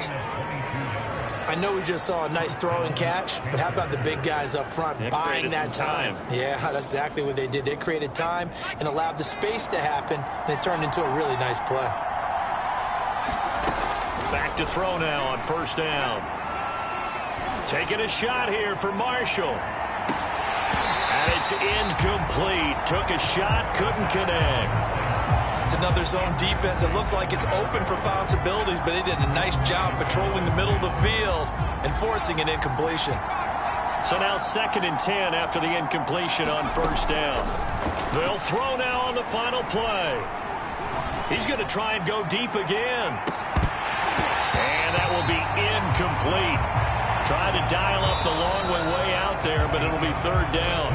So due to time constraints, we move you forward in today's broadcast to the beginning of the 3rd quarter. The Panthers going to get the football first, trailing here as well as we resume play in this second half. No run back here to begin the half, and we will start at the 25-yard line. The Panthers ready to go back to work to start the 3rd quarter. And they do trail, but they have a chance to possess the football first to try and do something about it. And that certainly makes it something of an important drive for them, because is it going to win the game? No, but you have to do something to bring some life to your sideline.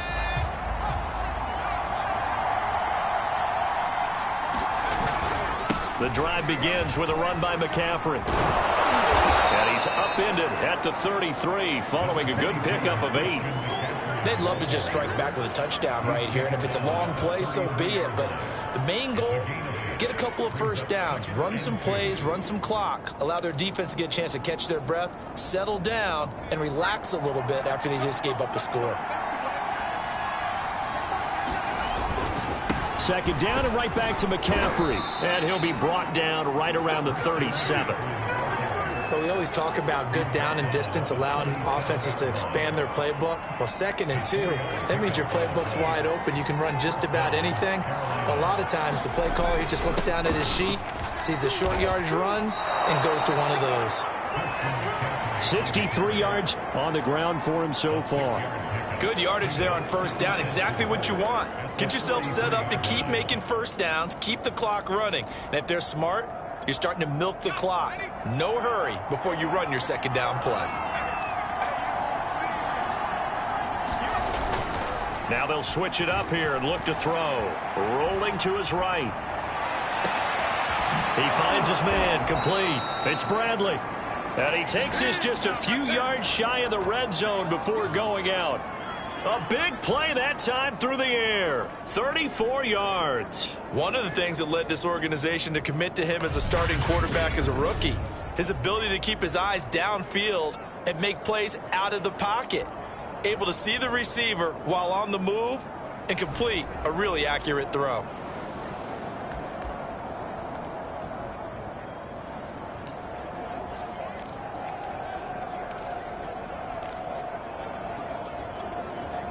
So the big play gets them all the way down to the outskirts of the red zone here for 1st and 10. A former Oklahoma State Cowboy. It's Chuba Hubbard. Give him 5 on the carry there, and it'll be second down. And that's exactly what you want on a first down run. Pick up 5 yards, bring up 2nd and 5.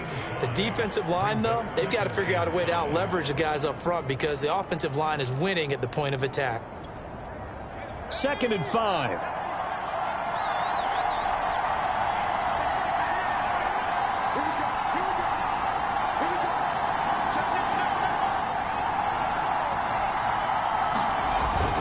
Another run, this time McCaffrey. A loss on that play, and now 3rd down gets tougher, 3rd and 6.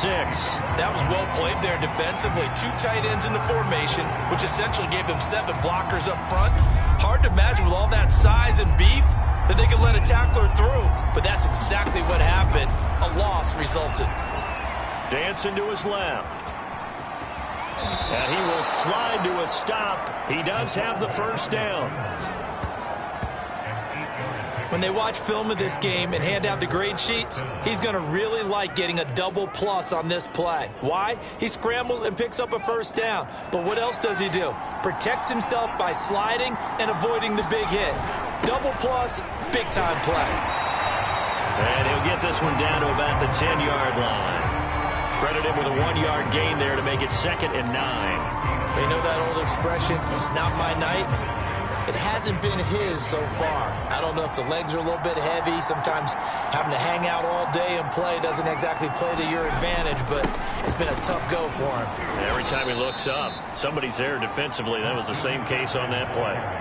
Call it a gain of 5 that time, and they'll be left with a 3rd and about 4. He's hit pay dirt a lot this year, but not that time. Yeah, I'm tracking right there with you. You're exactly right. He's found the end zone plenty of times. No way I can find any fault with the call. He may not have scored there, but of course you're going to give it to him.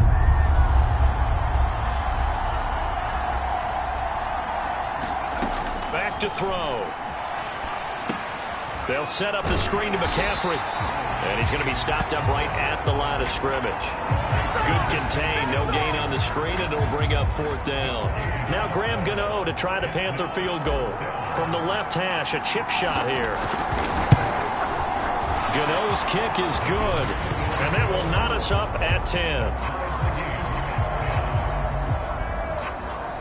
So they come away from this opening drive of the 3rd quarter with only 3, but it does draw them even. Yeah, and that has to be job 1, doesn't it? A touchdown definitely would have been nice. We know that. But here, you get back on even terms, and now you've got most of the second half to try and get yourself into a position to win.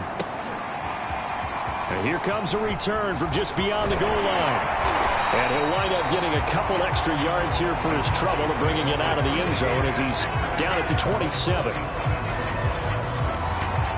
The Cowboys offense now, they head out for their first possession of the second half. And their 3-point halftime lead gone now, back to a tie game. But, Charles, I don't imagine that changes too much for this offense. I would agree. I don't think it changes much at all, whether it's a 3-point lead or a tie game. They know they have their work cut out for them, and they were going to run their offense in the same vein.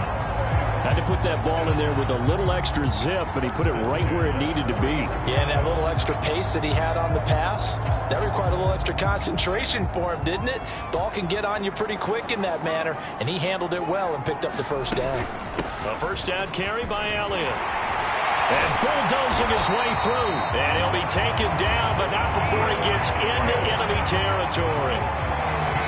A tough run by Ezekiel Elliott, the 4th overall pick in the 2016 draft. If you watch tape of him in college, you saw plenty of those runs because I know the highlights showed him in the open field breaking away from people, but that's how he wore down defenses, those exact type of runs.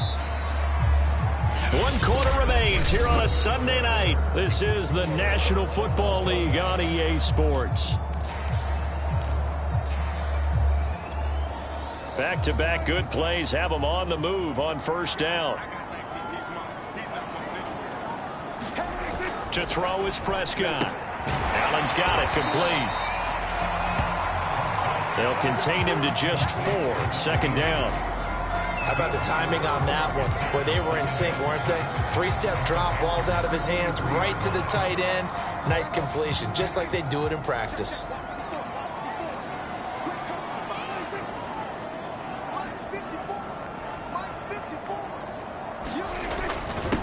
on second down. It's Elliott. And he's taken down inside the 30. They're making it look easy out there. Another first down. So far on this drive, let me do this little bit of math here. 4 plays, 3 first downs. That's a pretty good recipe for success. So after a good run by Zeke, another 1st and 10. Now a handoff looking right. And after the good gain last play, this time they say, as he's going to be stopped behind the line of scrimmage. A loss of a full 3 yards, and now it's second down. I think it's pretty evident we can say what a difference a week makes. Last week, he ran pretty much wild, didn't he? Did pretty much what he wanted to do. But this one, they've stopped him cold. That, to me, that's good scouting and even better execution. Yeah, and they stopped him behind the line right there. They obviously watched the tape a few times and made some adjustments. On second down, Elliott fights loose. And he'll be brought down inside the 20 at the 19.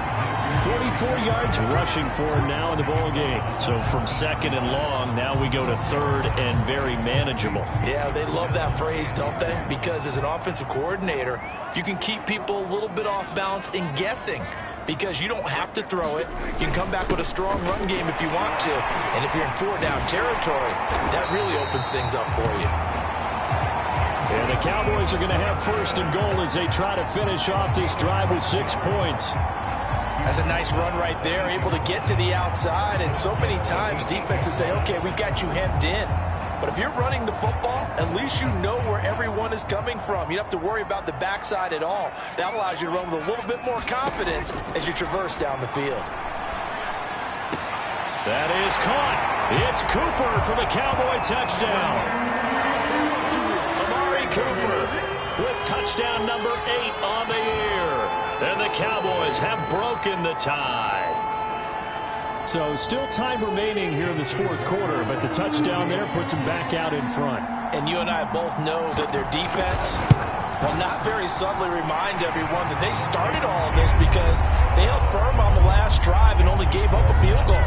Gave it back to the offense in a tie game and said, okay, your turn now, make something happen. And they went down the field and scored. Taking it about the 1. And able to get this out to the 25.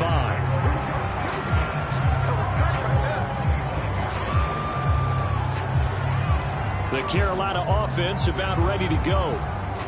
And last time they got 3 points, but it was a chip shot field goal. And when you go to the sideline after a chip shot field goal, maybe the offense not too happy. It's a balancing act, isn't it? Because you're exactly right. They're none too pleased that they didn't punch it in for 6 points. But they also have to remember they did put points on the board. 3 points is 3 points. And in this league, you take points when you can get them. Not easily done. An excellent run there coming from out wide. And we used to consider these jet sweeps to be gadget plays or something a little bit unusual, right? But now most teams have some version of this play in their playbook. And I think it's a lot because of the receivers that are being developed nowadays. These guys look like running backs, even though they're playing out on the perimeter. And he'll be brought down right at the 45-yard line.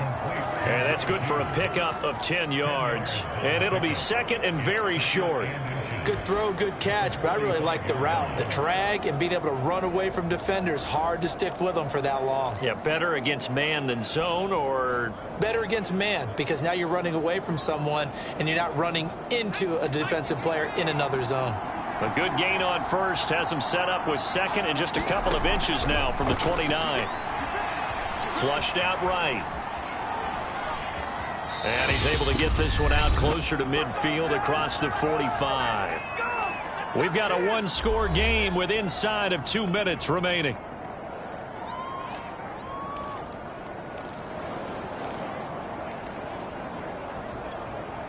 So it's Panther football as we welcome you back. The drive continues as they search for a tying touchdown. Here's 1st and 10. Back to throw. And he can't get a throw away. He's taken down. Micah Parsons in there to take him down, and the clock will roll. That huge loss on the sack makes this job much more difficult. It's now 2nd down and 22 yards to go. Back to throw. That's into the hands of Marshall. Now the Panthers going to use the first of their timeouts as they'll talk it over here before what will be an important third down.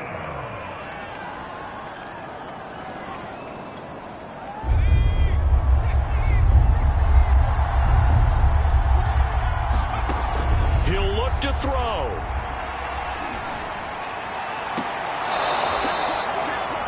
And he is out of bounds inside the 35. Working the sideline there. Good route, good catch. First down, and he gets out of bounds. Yeah, you have to like the play calling because you have to run some guys down the middle of the field to draw some of the defenders away. They can't just let them guard the sideline exclusively. That's how it's going to work. Sidelines and incompletions to use the clock. From the 34 now, here's 1st and 10. They'll look to throw.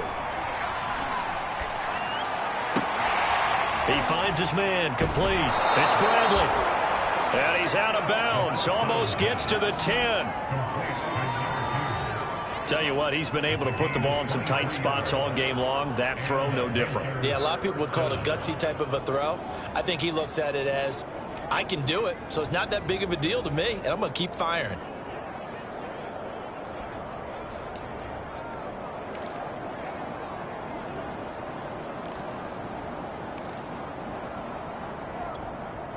Now a 1st and 10 at the 11.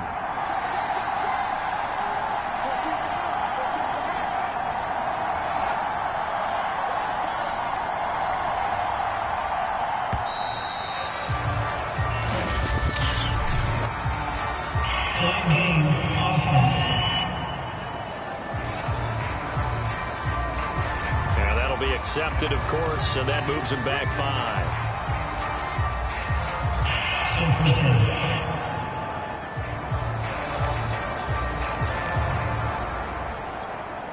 So a little bit of a stiffer challenge now. 1st and 15 following the delay of game. Again, he'll drop to throw. Rifling one complete into the hands of Marshall. That's a gain of 11. Would have been a first down if not for that penalty moments ago. 2nd down and 4. They'll look to throw again. And yes, he's into the end zone. So they get the late score they needed. And now the extra point can tie this thing up in the final minute. And while it appears the heavy lifting was accomplished by scoring the touchdown, they're still down 1. That extra point is not a gimme. Gano now to add the extra point.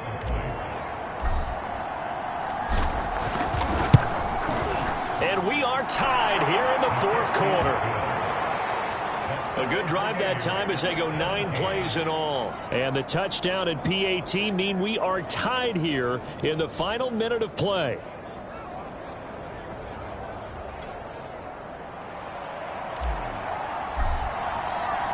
(17-17) the score. All even to this point as the kick's away.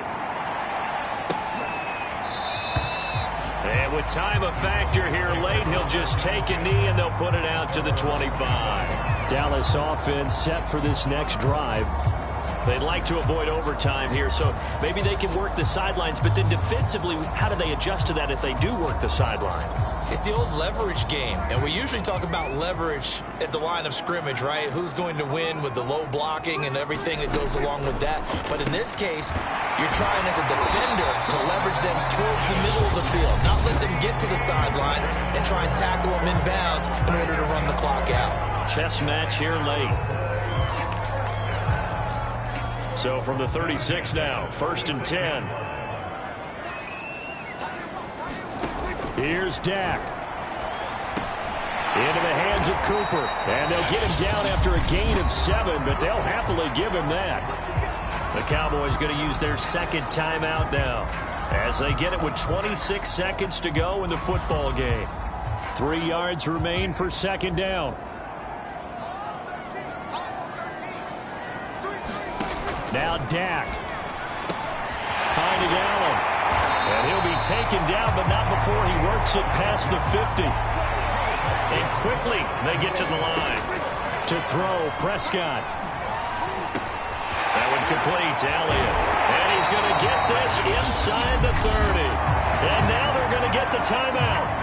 So a huge play has him in field goal range with a chance to possibly send this one to OT. Well, take a deep breath as it all comes down to Justin Rohrwasser. And now we'll get a timeout here. They're able to stop it with 1 second to go in this game. Well, take a deep breath as it all comes down to Justin Rohrwasser.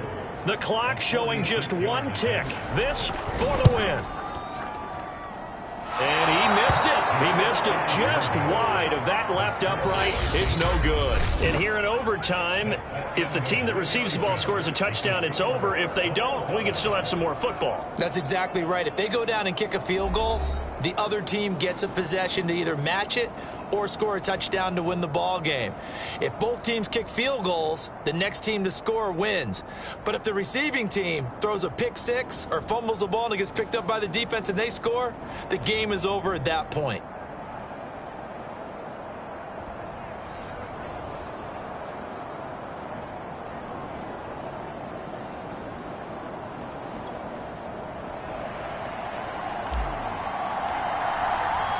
So we're right back where we started, all even as the kick's away.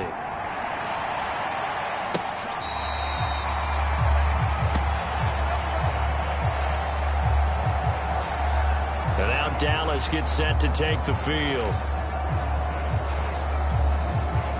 So Prescott and the Cowboys now with a 1st and 10 at their own 25-yard line. He'll hand it off to Elliott to begin the drive. And he's going to get a good gain of 9 here up to the 34. And that looked like some pretty easy yardage there right up the gut. And he's a guy that has some height to him. So when you don't have to drop a shoulder or create or get through contact or trash, makes it a lot easier to stay upright, see the field, and make a run as we just saw there. Now a quick slant as the throw's complete. And he slips up past the 45 before being tackled.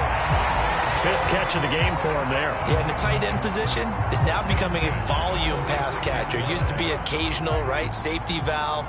Throw one to him every so often, but mainly they want him out there to block. Nowadays, an integral part of the passing game, and they create such great mismatches that they often become the leading receiver. 3 yards the gain there, 2nd down. And we see another pitch and catch there to the running back. This position just continues to evolve. They become just as critical to the passing attack as a lot of receivers, tight ends, because their ability to make people miss in the open field can really generate big plays for an offense. On 2nd down now, it's Elliott, and he'll get across midfield and into Carolina territory.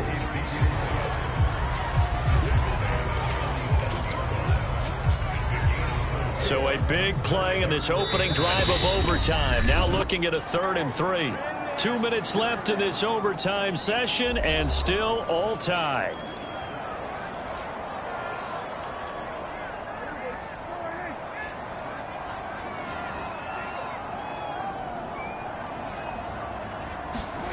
Third and short yardage, Prescott. And he's got his man in stride, complete. And he will have a Cowboys 1st down by a couple of yards as they're able to convert here on 3rd and 3. Would it be safe to say that as precise as routes are supposed to be run in the NFL, maybe they're not quite as precise in college ball? That's accurate, yeah. And I think we saw a college... Oh, and it's intercepted! It's C.J. Henderson picking it off. And the Panthers are going to have it with a chance to win the game here in overtime. A costly mistake here in OT. And you know what they say when you throw an interception like that in overtime? You don't usually get a chance to throw a second one. I mean, I'm not sure the analytics on it. Let's ask Marvin, our statistician, to ring that down for us. That's typically how coaches and teams feel about it. If you throw one, you likely cost yourself the game.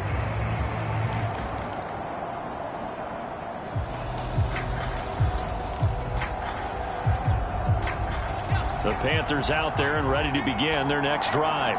Their defense did its job, got the stop. All they need is 3, and this is over. Couldn't have done much else other than score themselves and end it, but they turned it back over to them, and now all they need is a field goal to win the game. An excellent job by the defense. Can the offense finish things off? Yeah, part 1 is done, now part 2.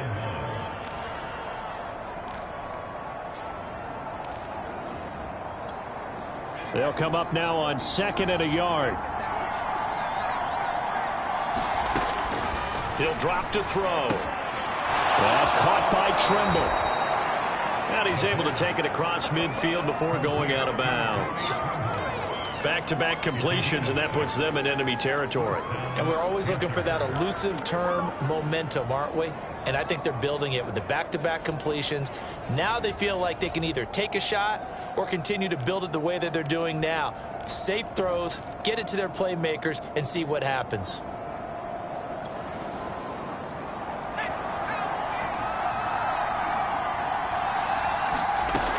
They'll look to throw here on 1st down. And that is incomplete. The coverage a little too good there, and it's 2nd down. Easy to tell who they're targeting on this drive. He caught the first 2 passes, but then this time unable to hook up. But I don't think that stops them from continuing to go back to him, do you? No. I mean, they've got a plan. They're trying to execute it. And after that 2nd catch, I saw him in the huddle. He said, hey, let's go back one more time. Didn't work there. Looking left side, and it's complete. And he's going to have another 1st down here as the tackle's made at the Cowboys' 29-yard line. This is a big spot for a rookie QB, and overtime's kind of where you earn your stripes, isn't it? It really is, and we've talked with enough coaches and players about how these youngsters are getting into the game and playing this at such a high level so early. But overtime, that's an entirely different animal, and he's handling it well. Yeah, starting to put together a nice drive. Steps away to his left, and he'll just get rid of it. Well, I like that right there.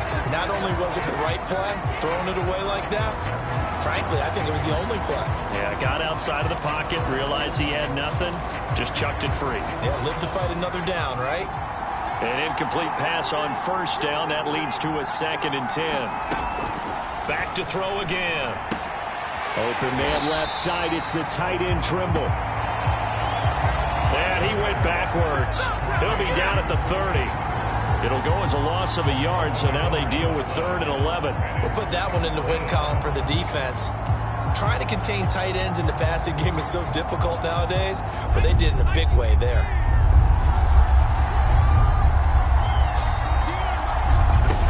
They'll stick with the passing game as he looks to throw. Being chased out left. And he's going to be out down inside the 20 at the 15.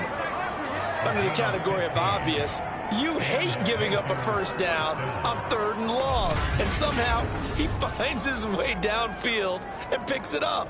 Yeah, if you look at the coverage defensively, oh, this is great, but no one accounted for him at the quarterback spot. At some point, you actually have to tackle him and get him on the ground short of the 1st down marker. Line of scrimmage, the 15. It's 1st and 10. From the red zone now, they'll look to throw. Forced out to his left. And the throw left sideline here is caught, but they'll rule it incomplete. Couldn't keep his feet in. 2nd down. By the way, I got to apologize because I just realized for about the last 4 or 5 plays, I'm eking over into your territory up here in the booth. My bad. I'm going to get back over to my spot. Yeah, we're not talking about our on-air commentary. I mean, what is all this extra paper? I mean, this is unusual for you. My bad. Normally you run a really tight ship. What's going on here? Just like that incomplete pass, I'm going to try to tighten. And he will go down outside of the pocket for a sack. Tried to get away, but could not. Now the timeout comes here. And the waning seconds of this overtime as we could be set up at long last for a potential game winner.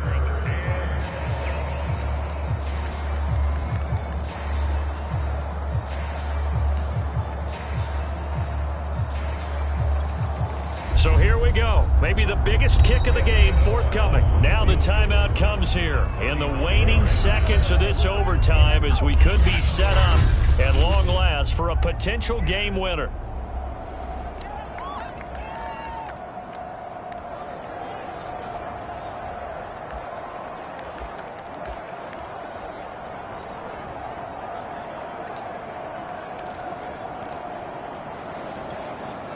And some secondary help here for the defense in the nickel on 3rd and long. He'll look to throw. Oh, and it's intercepted. Mike Edwards picks it off. And the Cowboys force the turnover, and they'll take over at the 10. This one took us deep into the night, but in the end, after 5 quarters, we're unable to determine a winner. Well, can I say it? I think it's a fair outcome with the kind of game that we had, pretty evenly matched. But here's where it gets tough. Because it was a night game, makes it much shorter on the turnaround, doesn't it? Especially for the visiting team. So that'll do it for my partner, Charles Davis, and the best darn crew in the industry. I'm Brandon Gaudin. This has been a presentation of the NFL on EA Sports. With that...